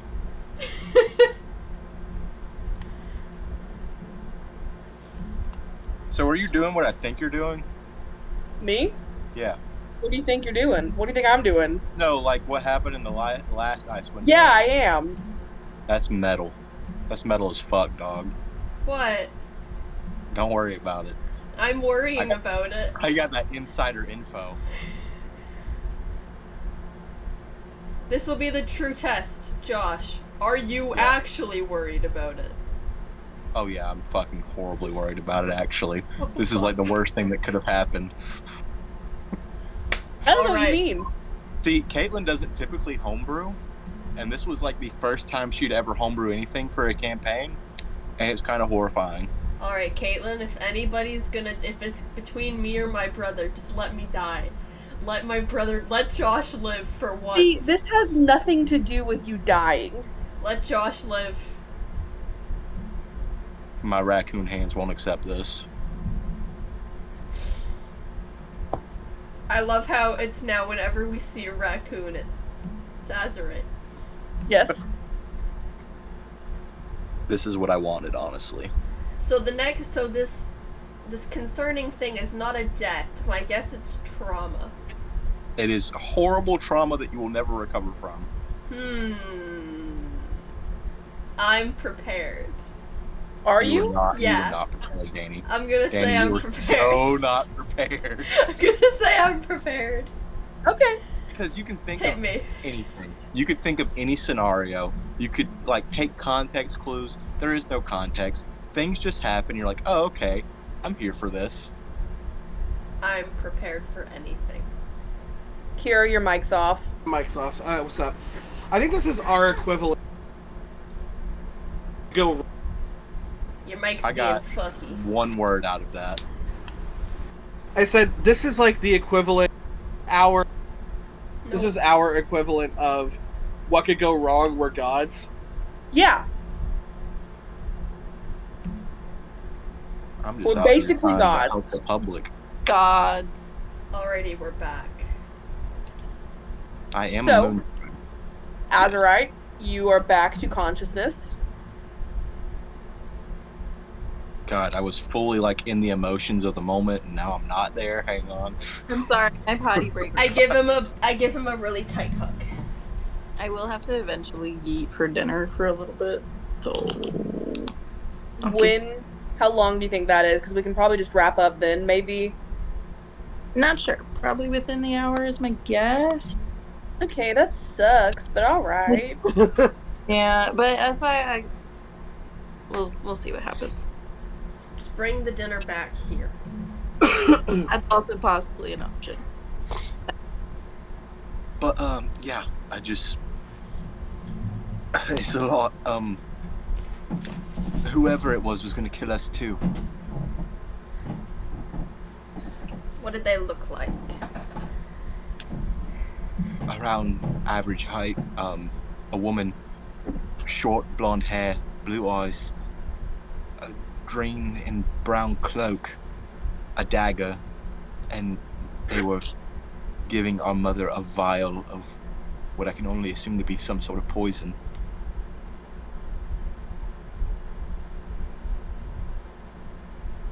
Can confirm. I'm gonna kill them. If they're still alive. As he's saying this, I'm gonna turn to like the bartender lady, be like, do you have a piece of parchment? It's like a loose piece of parchment. Yeah, sure. She kind of disappears into the back room for a minute and comes back with like just a loose roll of parchment. And as he's describing, I'm gonna try and kind of draw out. It's obviously gonna be like a black and white drawing, but I'm gonna draw out essentially what this person looks like as best I can. A performance check for me. Now that Az has seen the person, have we ever seen this person or seen essentially what they would look like now, if that makes sense? No, it is completely unfamiliar to both to Azurite and to you as he's describing it. You get what essentially amounts to a stick figure woman with like short spiky hair, with like actual like zigzag spikes, like they look like something out of a Sonic level. I rolled a 5. Yeah, that's her. That's exactly what she looked like. Okay, well, we'll be on the lookout for her. I highly doubt that is what she looks like. This is me drawing. I'm trying to teach myself to draw right now. It is horribly wrong. I'm so bad at drawing. We got this. We now have a visual reference. Look, I mean, we could ask around. But I think we should get to that town as soon as possible to maybe stop the white moose from killing people. I agree. That is what's most pressing at the moment. Along the way, I promise, we'll look for this woman, and you know what you do, you do. You guys are fully within your right to be hella mad and just like do what your heart tells you to do.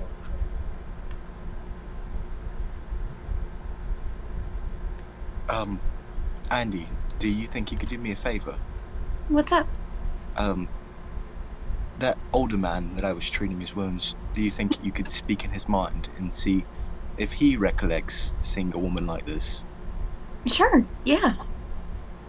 I'm gonna talk to the Corin. Yeah. Talk to her and just say, would it be alright if I talk to him?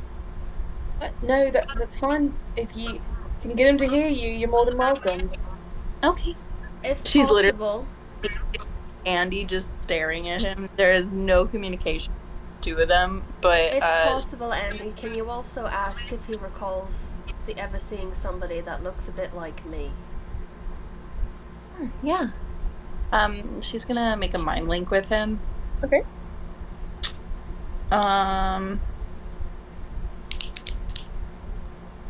Yeah. And she's just gonna say, you asked about Mom and this other murderer. Yeah. Excuse me. Murder. Hello.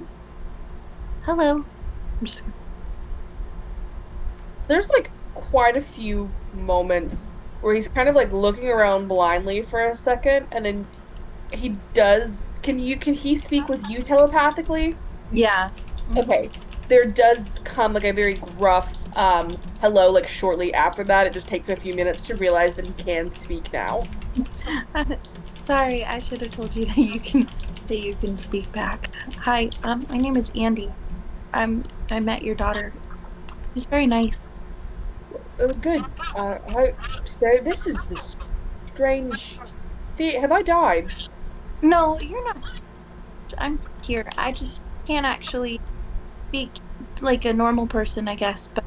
But I can talk in people's minds like this. I know it can be kind of scary. I'm sorry about that. No, it's all right. It's nice to have someone to talk to. How long has it been since you haven't been able to hear or speak or? I had a stroke about 2 years ago. Hmm. Haven't really been able to speak since then, and the vision went pretty quickly after that. Yeah. That's awful, and that really sucks. Would you mind if I asked you a few questions? No. Um, we're looking for a couple people, trying to find them. One of them is I already don't. Well, the first one was she looks at the stick figure drawing that she's just holding in her hand. She's like, one of them is a woman with very short blonde hair and blue eyes, very striking. Pale. And they're pale. Is there anyone that you might have run into that reminds you of that? Maybe about 20 years ago. Yeah, maybe forever and a half ago. There's a few people that maybe reminds me of. Do you have anything else to go off of? Well, they may have killed my friend's parents. They seem like maybe a darker character, or perhaps you may have gotten a weird vibe about someone. A green and brown cloak. Yeah, they have a green and brown cloak as well. I'm gonna make a history check for him, and we will kind of decide. He should have advantage because you were saying that this man would remember everything. I will give him advantage because that was a natural 2. Come on, Grandpa. Yeah, maybe 25 years or so ago, there was a strange woman that came in.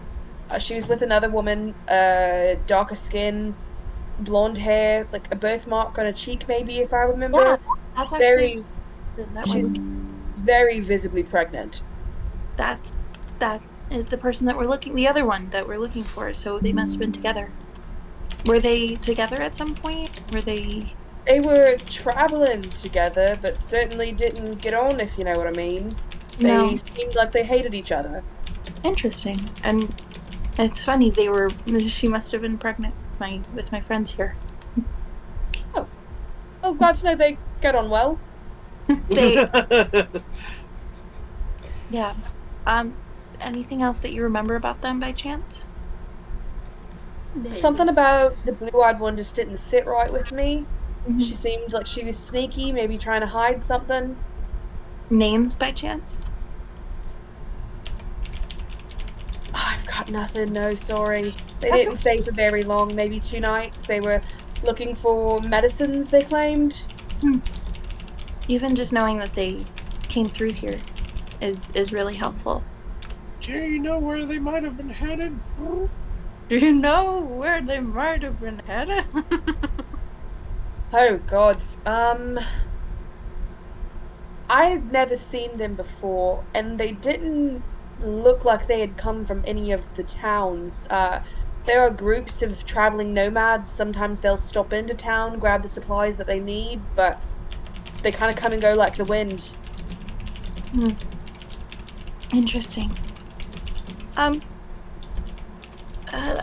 Another question I have separate from these. That song that your daughter was singing to you, do you know any of the history or anything behind that? Oh, is it the lady in the red cloak? Yeah, that one. He's always loved that story. My parents, they owned this inn before I did. Like, I left them here went down the Sword Coast adventuring for a while, ended up coming back to retire. But I took over this place from them, and in the time that I was gone, they said a woman came in wearing that red cloak, said that there was something awful after her. They let her stay here. I mean, she was alone and terrified. And from what I heard, the winds chased her in.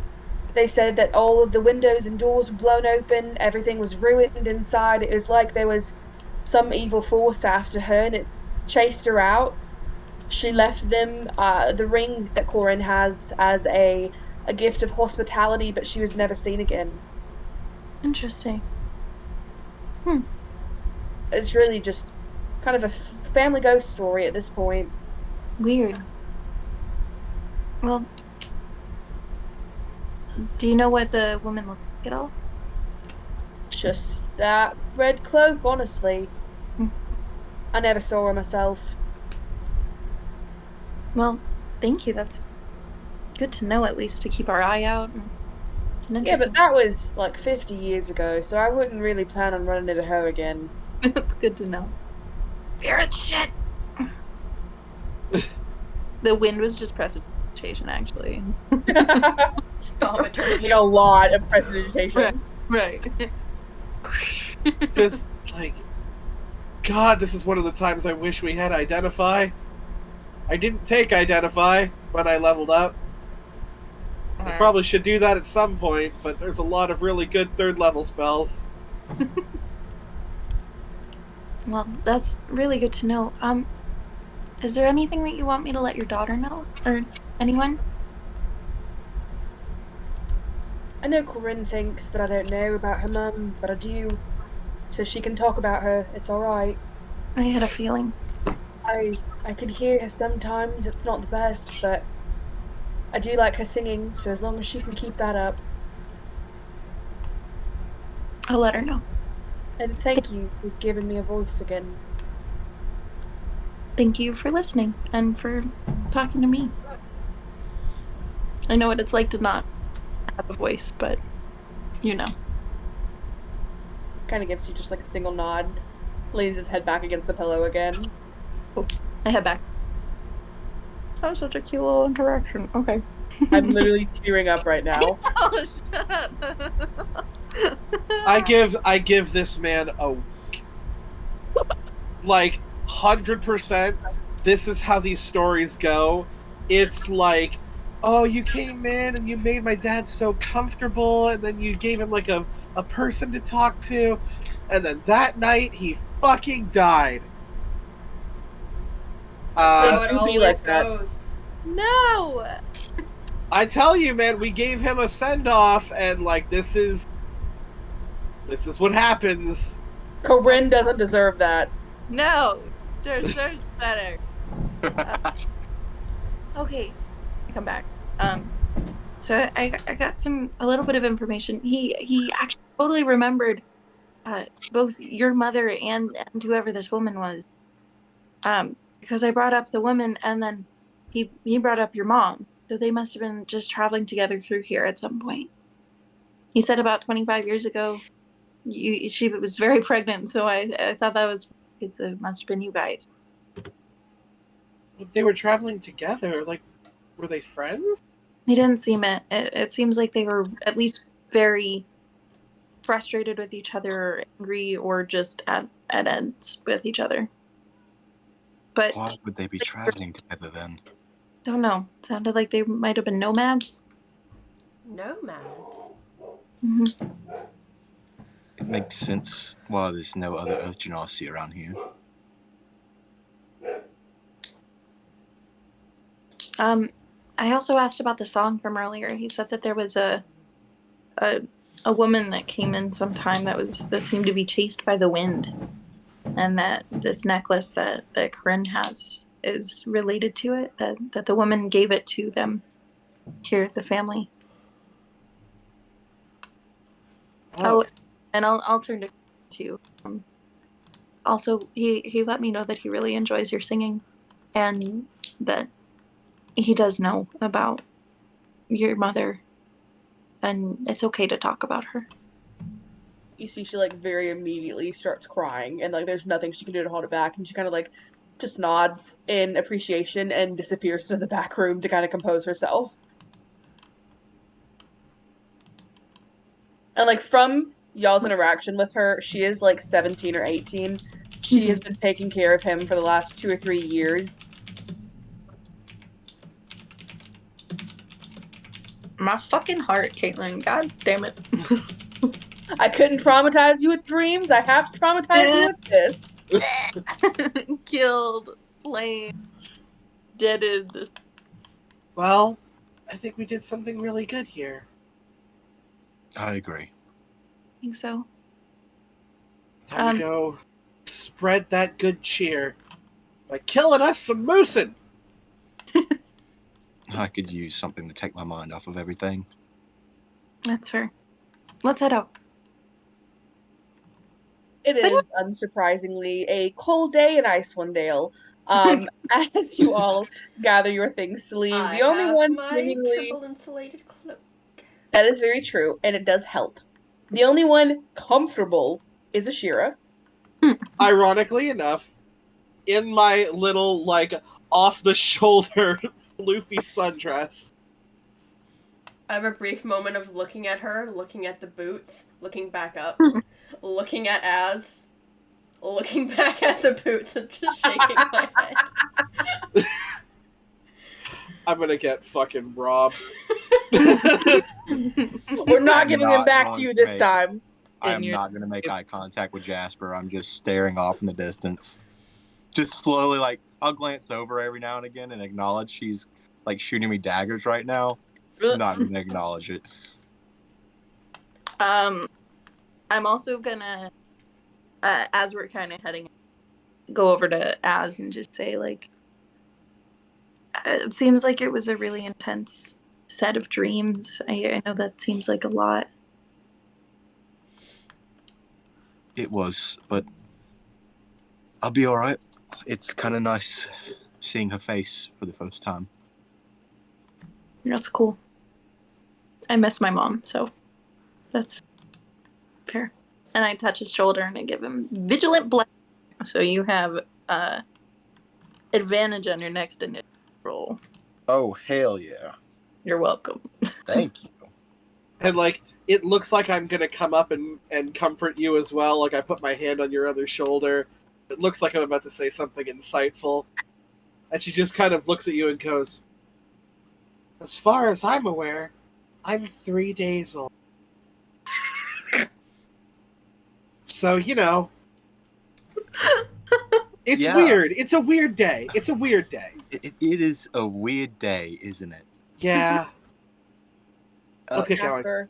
Yeah. You hear in the back of your head, the clock is ticking.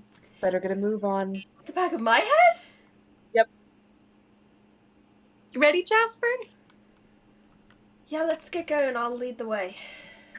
That every fucking time. Yeah, like, we just gotta look over and be like, Jasper, what's up? You seem like you got some Delilah Briarwood shit going on. I'll lead the way. Let's go. Okay. Jasper, make a survival check for me. I have something for this. Hold on. All right, Poppy, ready to go? Let's go. I was gonna say, can she have advantage because there's a voice in the back of her head telling her to do things?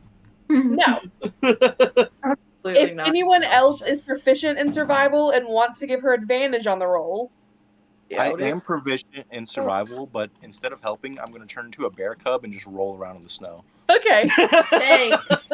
This is so helpful. Take disadvantage because it's dragging.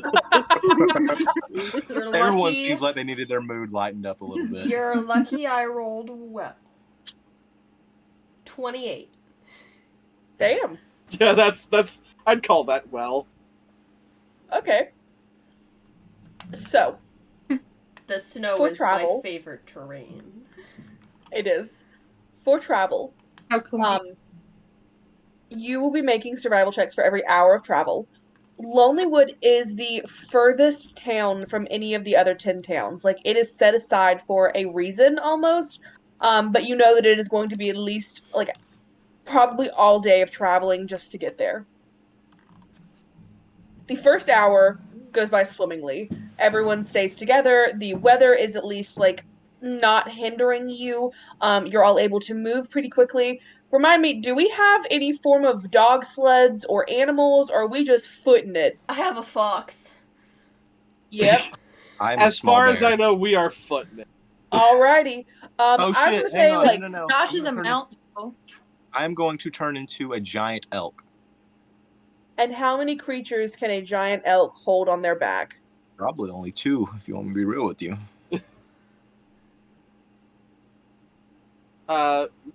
We have 4. Oh shit! Hang on. We have technically 5. Because of Poppy. I took Poppy into account. I will cast Conjure Animals. Oh yeah, I guess we've been including my brother. And I will summon.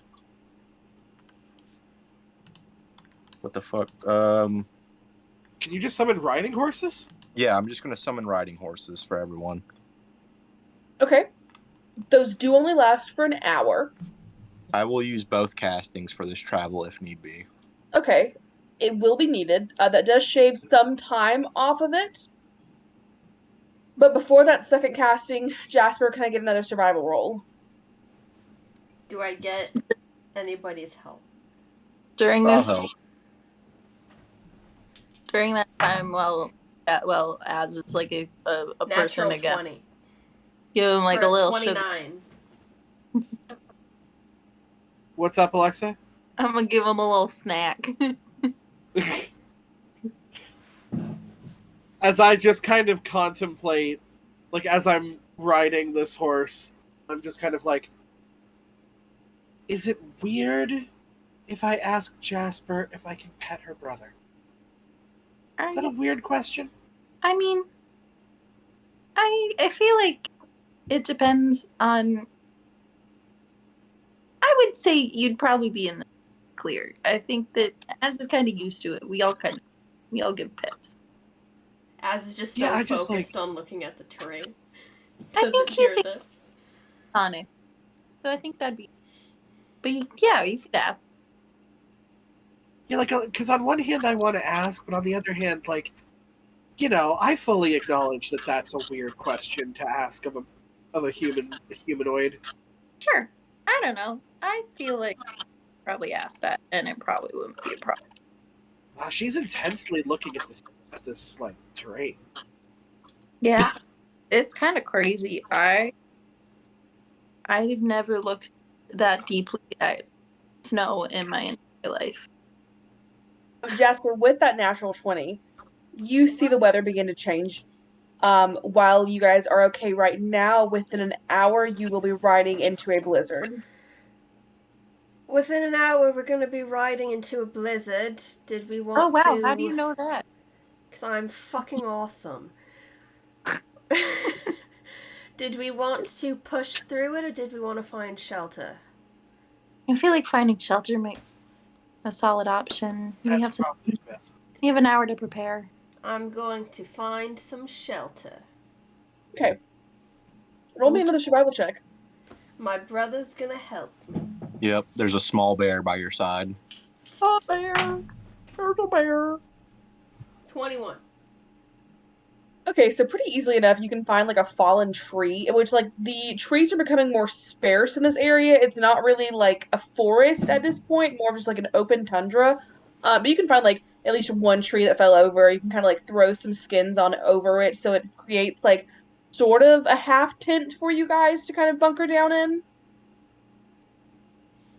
Sweet. As Jasper, as Jasper's doing this, she just kind of mutters, "I'm getting a strange sense of deja vu." I wonder why. I don't know what you're talking about. Huh? Just continues on. I would say by the time that you are able to build this makeshift shelter, the blizzard has rolled in, is fully on top of you guys. Line of sight is down to about 30 feet in front of you, and that's still kind of hard to see. It is freezing. There are winds kind of like threatening to tear away the actual tent from you. It's rough. It's pretty rough, not gonna lie. Can Is I? there anything? Oh, can I use gust at all to like keep some of the wind at bay a little bit? Use what? Gust. It's a cantrip. I will say that like you can kind of keep firing off the cantrip, but it helps a little bit. Yeah. Sweet. Whoever would be like closest to the outside of the tent, make a perception check for me. Well, I feel like I would also kind of be up front as well, just because I have that thing that protects me from the cold. I'd probably. Well, ooh, not the best. 15.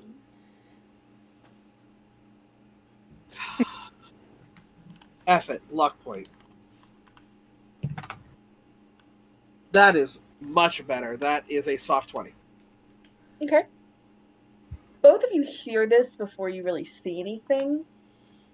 You kind of feel the ground underneath you begin to shake. I immediately As pull out my bow. Something large is moving somewhere in your close vicinity. Oh. First off, mage armor. Okay. And then I'm gonna kind of look back to everybody. We got company. Uh-oh. Jasper's gonna... Oh. It is at this point that it becomes visible. You see about a 15-foot troll lumbering through the snow. He has seen you all. And he doesn't look like he's in a rush, but he is coming at you. He's about 30 feet away. And Can he I looks unwild like... everyone to roll for initiative. What'd you say? Initiative. I was going to ask if he looks like he's threatening, but initiative tells me what I need to know. Yeah. He looks hungry. Do we look like food? Yeah. Yeah. Yeah, we do. I was gonna do something before we bunker down and I forgot. It's too bad. Has my wild shape ended? Well, you had to cast Conjure Animals twice, so you did have to at least come out of the wild shape to recast it. Uh-huh. How long does your wild shape last right now? Number of hours equal to your level? It's like half of your level, so like 2.5 hours, so probably. I'll say that, yeah, it's still up. I don't want it to be up. I would have dropped that as soon as the threat came around. Okay. What did everybody get for initiative? 17. I also got an 18. What's your dex? Rollies Plus 4. Same. Alright, let's roll. I rolled a 6. I rolled an 8. Hell Damn. yeah. And sorry, what did you get, Kira? 17? Yeah. I just keep crazy. Should somebody be Poppy? Oh. 1 second. I'll roll Pike. That's a 15. I don't know Poppy's stats. Here, I'm pulling it up. Okay. Alright, Alexa, you're Poppy. Okay, great. Keep in mind that Poppy is level 5. Or did you want me to be Poppy? Well, I can't level up Poppy. Yeah, because we don't know what Lizzie won. We'll just say that current spells, but with whatever third level spell slot number there is. If you really want to be Poppy, just cast 3rd level Inflict Wounds. Yeah. Pretty much. Cool. Oh, their initiative's plus 4. So that'd be 19. My god, 21, 19, 2, 18 for the 17. Fuck this troll. I have horrible news for you all. I rolled a nat 20 on initiative. So did Alexa. This bastard. His dex does put him higher than Andy. We got like the Cirque du Trolley? Yes. Oh, here, hold on. That was good. Cool. Oh, by the way, Josh, did you take into account that you have advantage? Yeah, I rolled a 3 on the first one. Oh, hell yeah. Wait. Yeah, you don't want to be the guy that rolled a 3 when everybody rolled like 17 and above. Not. That's usually me. It's usually me. Honestly, yeah. See, this encounter was the entire reason that I was okay with you guys leveling up. Thank you. How many arms does this troll have, just for my curiosity? 2. All right, Okay. now everybody pull Fine. up Poppy's spell list, just so we can all collectively agree what they would do. Oh goodness. Inflict wounds. I don't need to look. I think I think it truly would be if Poppy would be willing to get close enough. Yeah. Well, that being said, Poppy has a bow. Yeah, Poppy has a bow. Oh, Poppy is Bane. Bane is more of a crowd control thing, but it wouldn't be terrible. Has long strider. Oh, Shield of Faith. Ray of Enfeeblement. Do we think? I'm seeing it. Oh. Isn't Ray of Enfeeblement gives I'm reading it right now. for strength? Yeah, it gives them disadvantage on strength attack rolls. No, I think the it target deals deals half only damage. half damage Oh. That you with strength. weapon attacks. Does this thing look like it has a weapon? It's the troll. Or is it punching us in the skull? Does not have a weapon. Alright. Would then his fists be his weapon? If it clarifies weapon and not just strength attacks, then no. No. Ray of Enfeeblement, more like Ray of not appearing in this combat. No. But, he is going to move closer to you all. He does have 30 feet of movement, so he is now towering above the camp that you built. And as he gets closer, you see that like there is a blizzard coming down, but as he steps, the snow is kind of swirling around his feet in a way. For about 10 feet out from him, the snow is whipping at like twice the speed that it is from just the normal blizzard. That being said, as he approaches,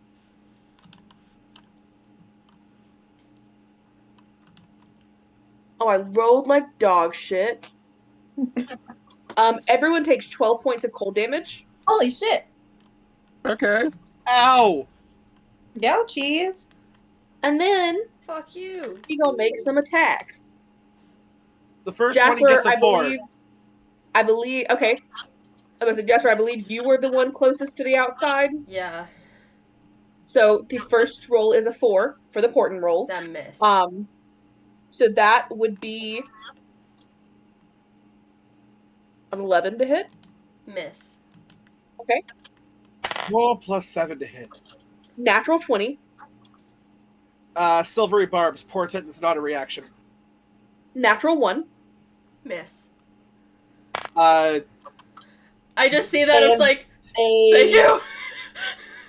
you can have 21 to advantage hit. on your... Or no, sorry. Poppy's going to have advantage on her next attack. And what was the third A attack? 21 to hit. Yeah. And it's what it is. So- Can't do shit. With that,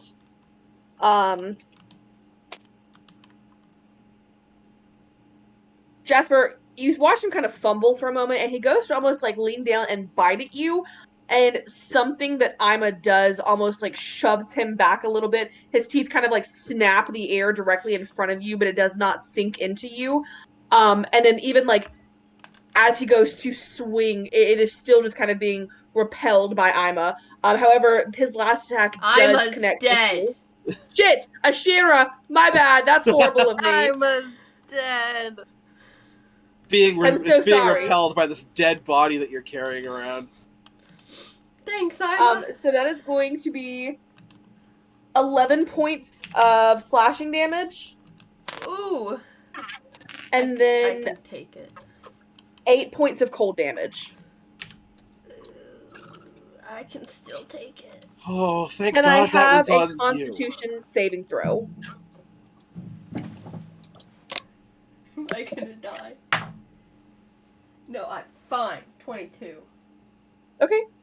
I hope I'm fine. You feel like his claw kind of like rip through your skin, and it is frigid. It is beyond cold. You almost feel like the cold enter your bloodstream and start to lock up your muscles, but you are able to push through it. I like have that exhale, and it's just like extra frost. Just oof. I don't like this. Frost. Andy, that's gonna be your turn. Yay! Okay. I am going to try to cast command and just say, stop! So, I might be wrong. Yeah. In the command spell, does it say that they have to speak a common language with you? I don't see that in here. Speak a one word. And you just double check that. Oh, if it doesn't understand your language, or if yeah. So it has to speak your language. But technically, oh no, but it's a verbal spell type. That. So you hold out your hands and ask it to stop, and it doesn't even act like it heard you. Cool, awesome. I'm going to also cast Shield of Faith. No, I can't do that. Just kidding. I lied. I'm gonna take my starry form, and we're gonna go in the form of. I want to say, because why not? I haven't done that really. Yes. Yeah. Okay. I'm going to cast, or not cast, but I'm going to take my bonus action drum. So you see as Andy kind of like takes on this starry form, kind of shimmers, and then like you feel this emanating, like you feel like a boom from the ground, just kind of taking a rhythmic, we'll say in the same beat as the song that we were singing earlier, because I think that's kind of fun. So thunderous sound audible to a distance of 300 feet emanates from you. Ground within 15 feet is considered difficult terrain, and any allies that can hear this sound gain 5 additional movement speed and have advantage on save throws made to resist becoming frightened. Okay. Only thing is that you guys are technically, I think, in the difficult terrain. It just you also gain this additional 5 speed. Right. I'm not affected by the difficult terrain. So yeah, that's that. If it makes you feel any better, the blizzard already makes it difficult terrain, so it really did not change too much. And I believe your party member also counteracts that and can move through difficult terrain as unaffected. It depends on if you're me. It depends on, I think it's specific terrain though. Okay, gotcha. Made of stone. Okay. Made of earth or stone. I think so. This would be neither, and you still would have half movement.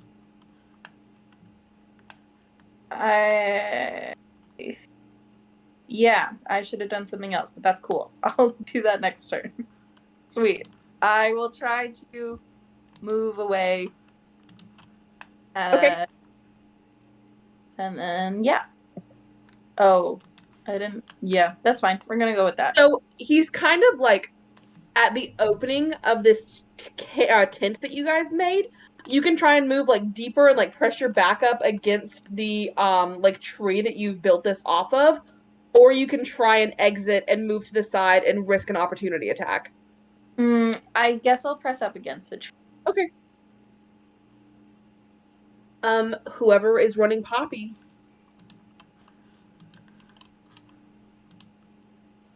Third level, inflict wounds.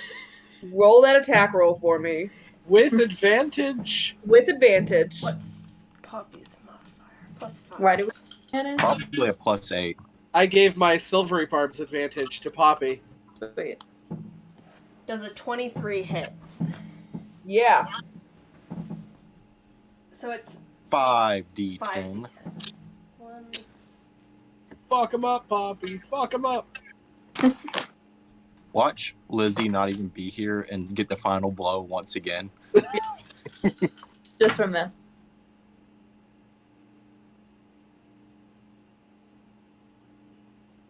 Damn, inflict wounds is crazy, man. 21. Okay. Inflict wounds is like the strongest spell in the game in terms of just raw damage per level. That's stupid. God, I love clerics. Yeah, because it's that or fucking Guiding Bolt. Yeah. Which, by the way, I believe as a Stars Druid, you have a certain amount of free Guiding Bolt. Mm-hmm. Which then also gives the next attack on that thing advantage. So, taking into account Silvery Barbs, Guiding Bolt, and all of our familiars. There should be a lot of advantage. I will warn you, I am not afraid to make an attack against a familiar. That's okay. That's fine. We have fine familiars. It's okay. I'm not afraid to ritual You've cast killed my familiar. before.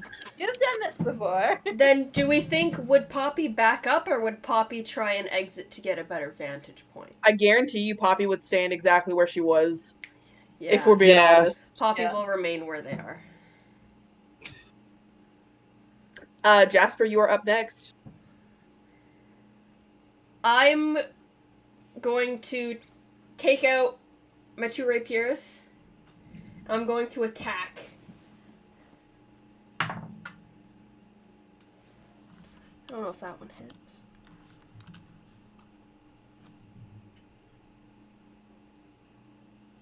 $14?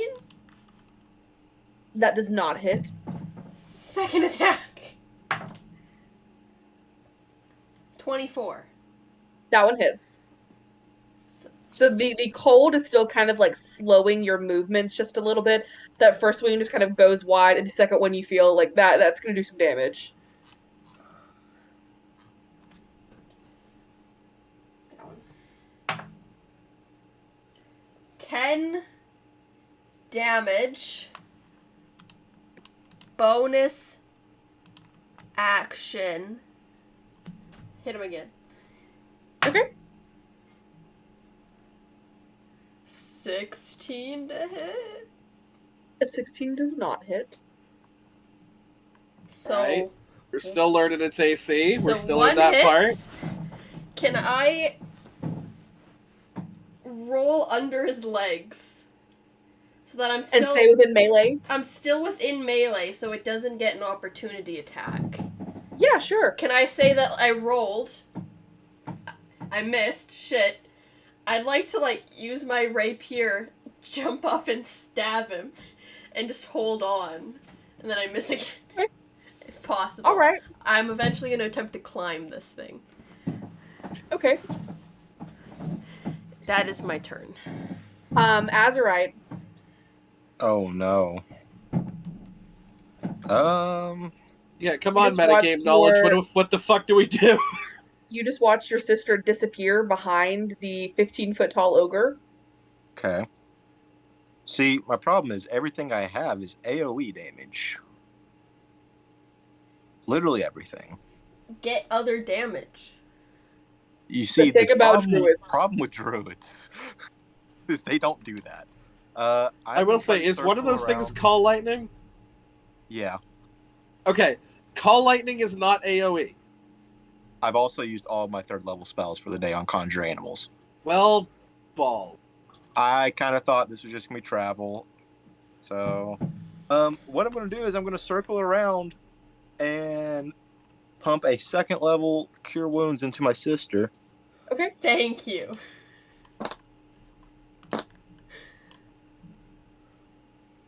You get 19 points of healing back. Fuck yeah. Just here. Fuck yeah, bud. So, I turned into the bear. And then I cast Conjure Animals. I never clarified if I turned back into the bear. You did not. So, would we say I still have a wild shape left? Sure. Okay, I'm going to wild shape into a direwolf. Okay. And that's my turn. All right. Ashira. Okay. A lot of shit just happened. Look, it's been a crazy, couple of days on this earth. And I've learned a couple of things. One, don't get close to the big guys. I am small and squishy. So, I'm going to kind of look around. Do I feel like, is the blizzard going to buffet me? Like, is it going to do damage to me if I'm out there? The blizzard isn't. However, that ice moving around his feet is going to. Okay, well, fuck being around that then. I'm going to kind of look around the corner, kind of get a little bit of eyesight, and then bonus action Blessing of the Raven Queen, teleport 30 feet out of the cave into the blizzard where I can still see him, but he doesn't know where I've gone off to. And I will get way out of the range of that shit. Because you said we still have about 30 feet of sight, right?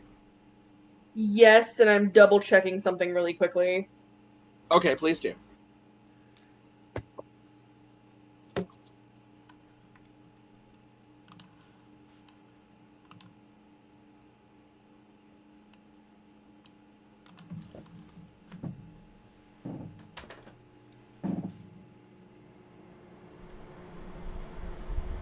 Okay. All right. Okay, so we're good? We're good.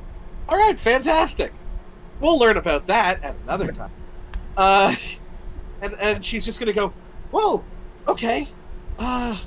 Still not super sure how I do that, but that's cool. We're here. He's cold. Cold doesn't like fire. I got a new one. And she just kind of starts flipping through her spell book and is going to fire off a 3rd level Scorching Ray. Okay. And before she does that, she will get Poppy, her songbird, to give her advantage on the first one. Okay, I may be wrong, but I think familiars can only give advantage to people within melee of them. Would she not come with me at the teleport? Yes, but so it would be like your familiar has to be distracting them. They have to give the help action. Yes. I believe the help action needs to be within 5 feet of the person they're helping. Okay. Distraction would be giving, like, disadvantage to him. I want advantage to me. Yeah, that's fine. Okay. So this is just going to be for the first one, but I'm going to do it at 3rd level, so I'm doing 4 rays at it. Just don't hit me. Working on it. Okay. That is my spell. That is going to be a 22 to hit. That hits. We're going to do... Oh, yeah, 100%. That's a 26 to hit. Mm-hmm. We're going to move to Scanlan with a 16 on the die for a 24 to hit. Okay. We're going to go back to Pike with the symbol of the motherfucker on it. What is her god's name? Sarenrae? Everlight? Yeah. The symbol of the Everlight, that's a natural 20. So essentially, we've got 5. Yeah, so that is going to be, I believe, 10d6 fire damage? Do your math. Let me go check on something really quickly and I'll be right back. Okay.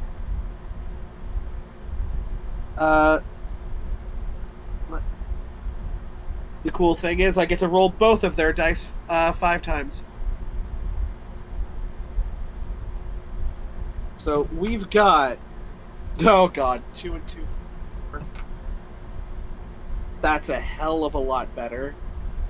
Plus 18 for 22.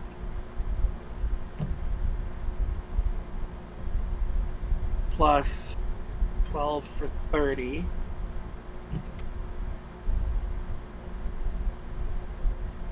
Plus 41. Cool. God, I hope this thing is vulnerable to fire. I hope it's not immune. I also hope it's not immune. Because that sounds like it's about to be a lot of fucking damage. I'll even take resisted at this. But, okay, sorry. Yeah, no problem. What you got for me? I have for you 51 points of fire damage. Nice, nice. Does it look like it takes all of that? It looks like it takes all of it, and it looks very angry at that. Yep. Duly noted. I sat down on my stuffed animal. Hang on. Everything's going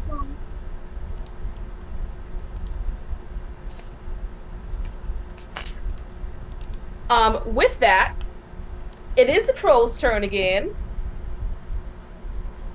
So, Jesus. Okay. Where did you teleport to? I was about 30 feet out of the cave, so actually, I'm probably within like 20 feet of this thing. Ashira, I know you are not technically holding concentration, but make a Constitution saving throw for me like you were. Okay. So as if I was doing a concentration check. Yes. Let me see. Let's use a luck point on that one, because I don't know what this... That's even worse. So, 12. Okay, so you feel as you go to fire off this spell, while the wind from the blizzard is not causing you physical harm, any type of ranged attacks directly in the blizzard are very hard to choreograph and get off. You are able to, but since you're just out in the open now, those concentration checks will be required before your spell would go off, if that makes sense. Copy that. But it'll bring us to his turn. So, everyone that is within 10 feet still, which I believe is everyone other than Ashira now, takes another 11 points of cold damage. So that was 12 and then 11? Yes. Okay. I will jot that down for Poppy. Thank you. And then... And 11 is 20. Oh, I don't think I can do that. You probably can't do that because... HP. I'll just keep in mind she has 13 hit points left. Okay. Did we add on what would have been for the next level? Do you want to just do like... Oh, because we don't know what level or what thing that she'll take. So the only thing I can really do in good nature is do her Constitution bonus. Hey guys, Mom's calling me in for dinner. Okay. Do you guys want to... I'll yeet. For a little bit at least. Okay. Do you are you going to be coming back afterwards? I'm hoping to. I would love to grab food, but I have a feeling I'm going to get bitched at if I try to and skirt back into my room. Well, I guess keep us informed. Yeah, I'll let you guys know.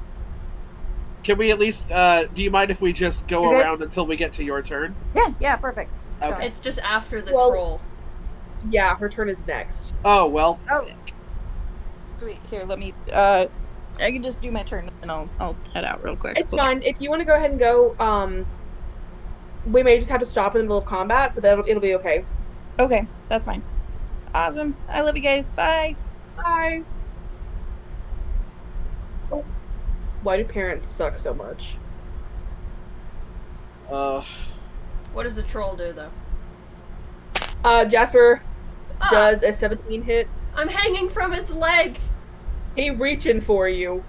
A 17 does hit. Okay. This is a claw attack. Where are my fucking dice? I lost them all when I got up. Okay.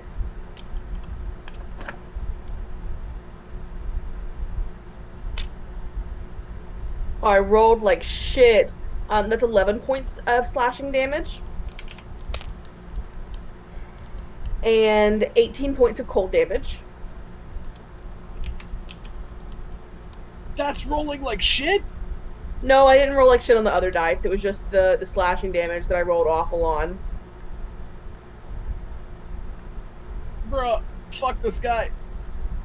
Are you still up? Okay. I'm still hanging. I dropped the dice. Hang on, hang on. Does a 16 hit? Yeah, it's my AC. How many hit points do you have left?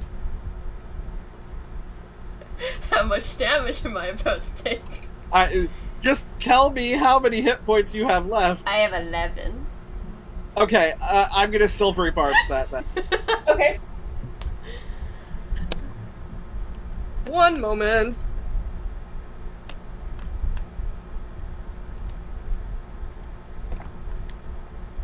My laptop started dying, sorry. That's okay. That's a natural 20. Okay, so but it then takes the lower.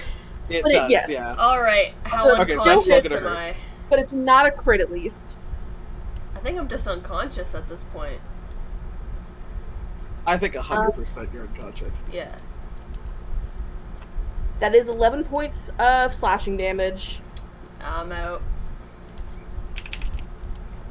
And 9 points of cold damage. So I'm already out. I know. And with that, he gonna make a bite attack. At me? I know that hits. No, not at you. I know that hits. Who has Poppy's page pulled up right now? I do. How do you hit? Yeah. It was a natural 19, so I had a feeling.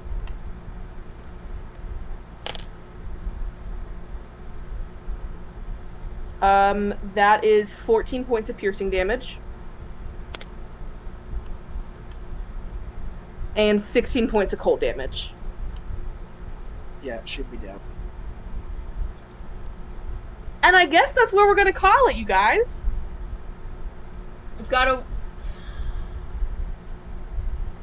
We've got a fucking problem. Like, bro, we're just trying to make our way. He was hungry. Imagine we could have gave him a snack. We are giving him a snack. I'm not the snack I was implying. You might be. Don't underestimate yourself like that. Hey, Az, how many healing spells you got left? You gone. He went to help my granddad with his feeding tube. Okay, that's fair. So, does another night this week work for anyone? The only night that I have taken off the table right now is Wednesday night.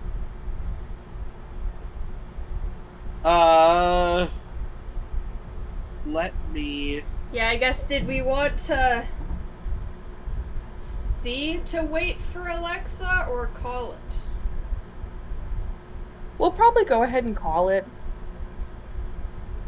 I don't know how long she's gonna be, and if her mom's guilting her over, like, having dinner with her, it's gonna be, like, you have to have the whole dinner, you know?